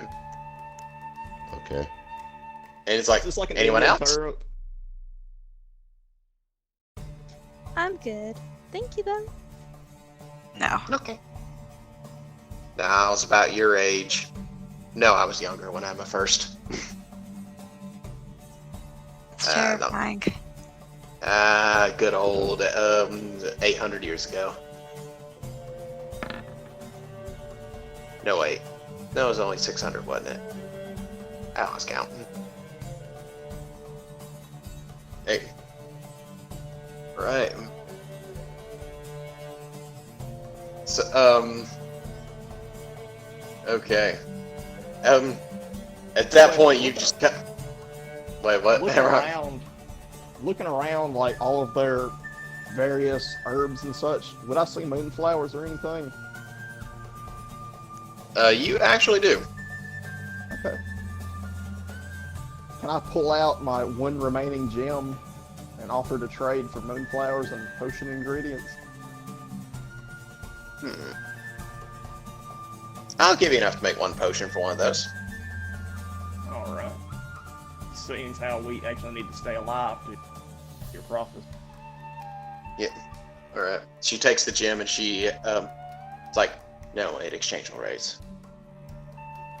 I don't wanna screw you over. Here's 2 bushels. And she hands you enough to make 2 potions. Alright. Okay. And Marcus, you kind of find yourself lying back as Lila's just ease you back, like, here. You won't lay down for this one. No, I think I'm fine. And then like, he'll lay back and. You do, and you just kind of start the days off, and the whole room just seems nice and nice. The light colors just kind of seeping into you. You just feel relaxed as you just lay on the ground. It's real soft and nice. Never got to experience this much in the city. You just find yourself running your hand through the grass, just enjoying how it feels on your skin. You can't help but laugh as it tickles a bit. You're just laying there taking it in and living in the moment. It's nice. Well, okay, this isn't what I expected. Hey, while we're here, I was wondering, you are an alchemist. I myself dabble with a little bit of alchemy. I was just wondering, might you have like sulfur and Oh no, that stuff smells terrible. Grad, do you should put a little more cologne. We smell too much like that. I mean, I work with more volatile things. Do you have?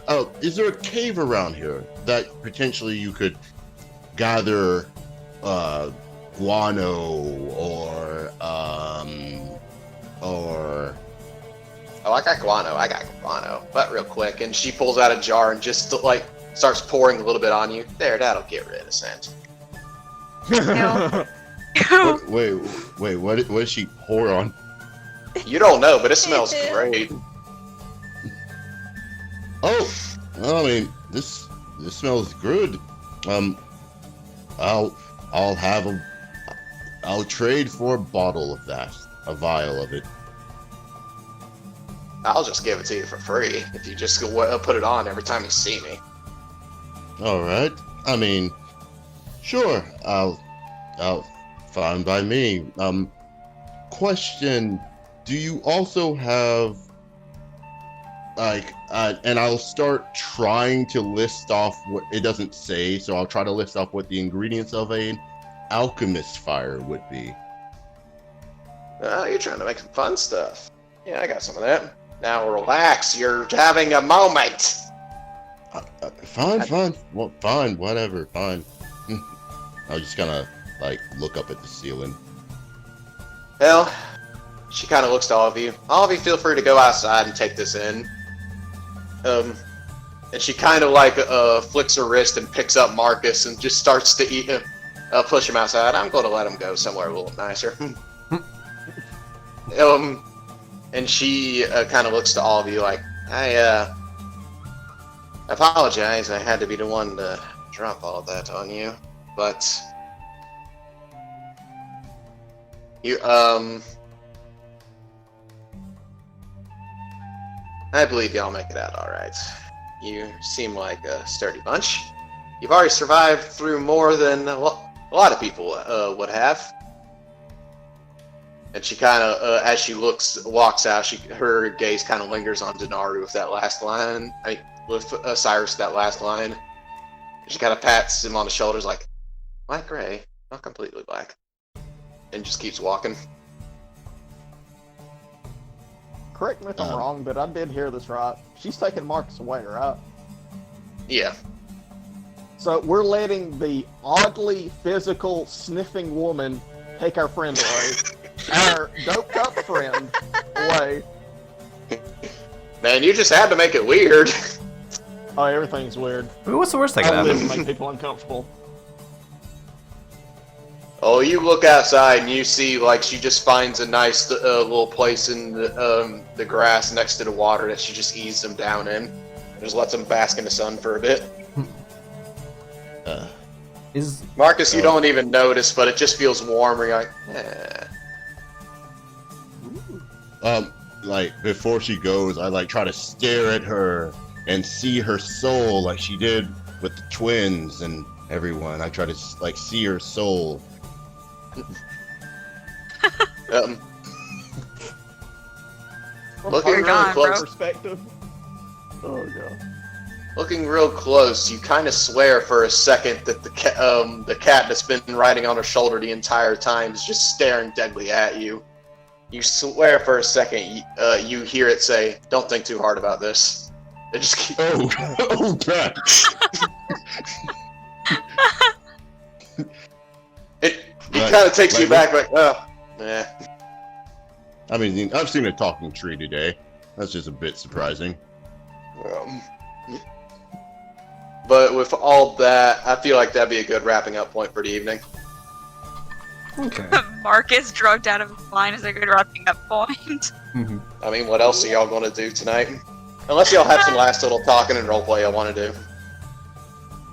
It just depends on how.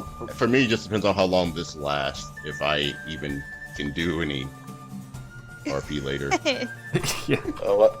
Should I call up one of my stoner friends to get a fact check on this? It affects everyone differently. So I've never done this Why? before. I'm just going by stories he told me. I'm just trying to make it accurate. Like one thing that I was gonna ask eventually, but I've been kind of debating on it. But she's not with us right now, so I don't know. I'm good. Are you gonna propose? No, I was gonna ask if she knew our Seems to be the halfling trend friend, today. Oh. because that's the thing. Cyrus, this entire time, has been thinking, what does this have to do with the halfling? Every. Cyrus also doesn't know about that history check that Marcus did. Because Marcus was good about not saying our goals and stuff like that. Can't give it all away Exactly. to an NPC that we met today. Exactly. But also, like, Cyrus is thinking, the halfling didn't even pay any mind to the crow. Just didn't fucking care. He was like, eh. This is what you have to do instead. So it's kind of like, alright.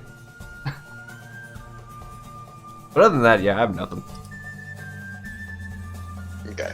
Well, I'll say that's a good wrapping up point for the evening then. Yeah, that sounds great. Unless the twins have something they don't want to say. Oh. Oh yeah, a lot has been thrown at you guys. Yeah, you guys got front loaded. Y'all just take a depression nap now. And there's your depression. Yeah. And now you know what Cyrus knew. Yeah, which would have been It helpful a all few days came ago. out. I mean, it wouldn't have been any different. In fact, would you even believe Cyrus? Probably, yeah. He had no reason to lie. Yeah, that's very true. Except See? to watch the chaos. Yeah, that is true. I don't even know what Cyrus does half the time.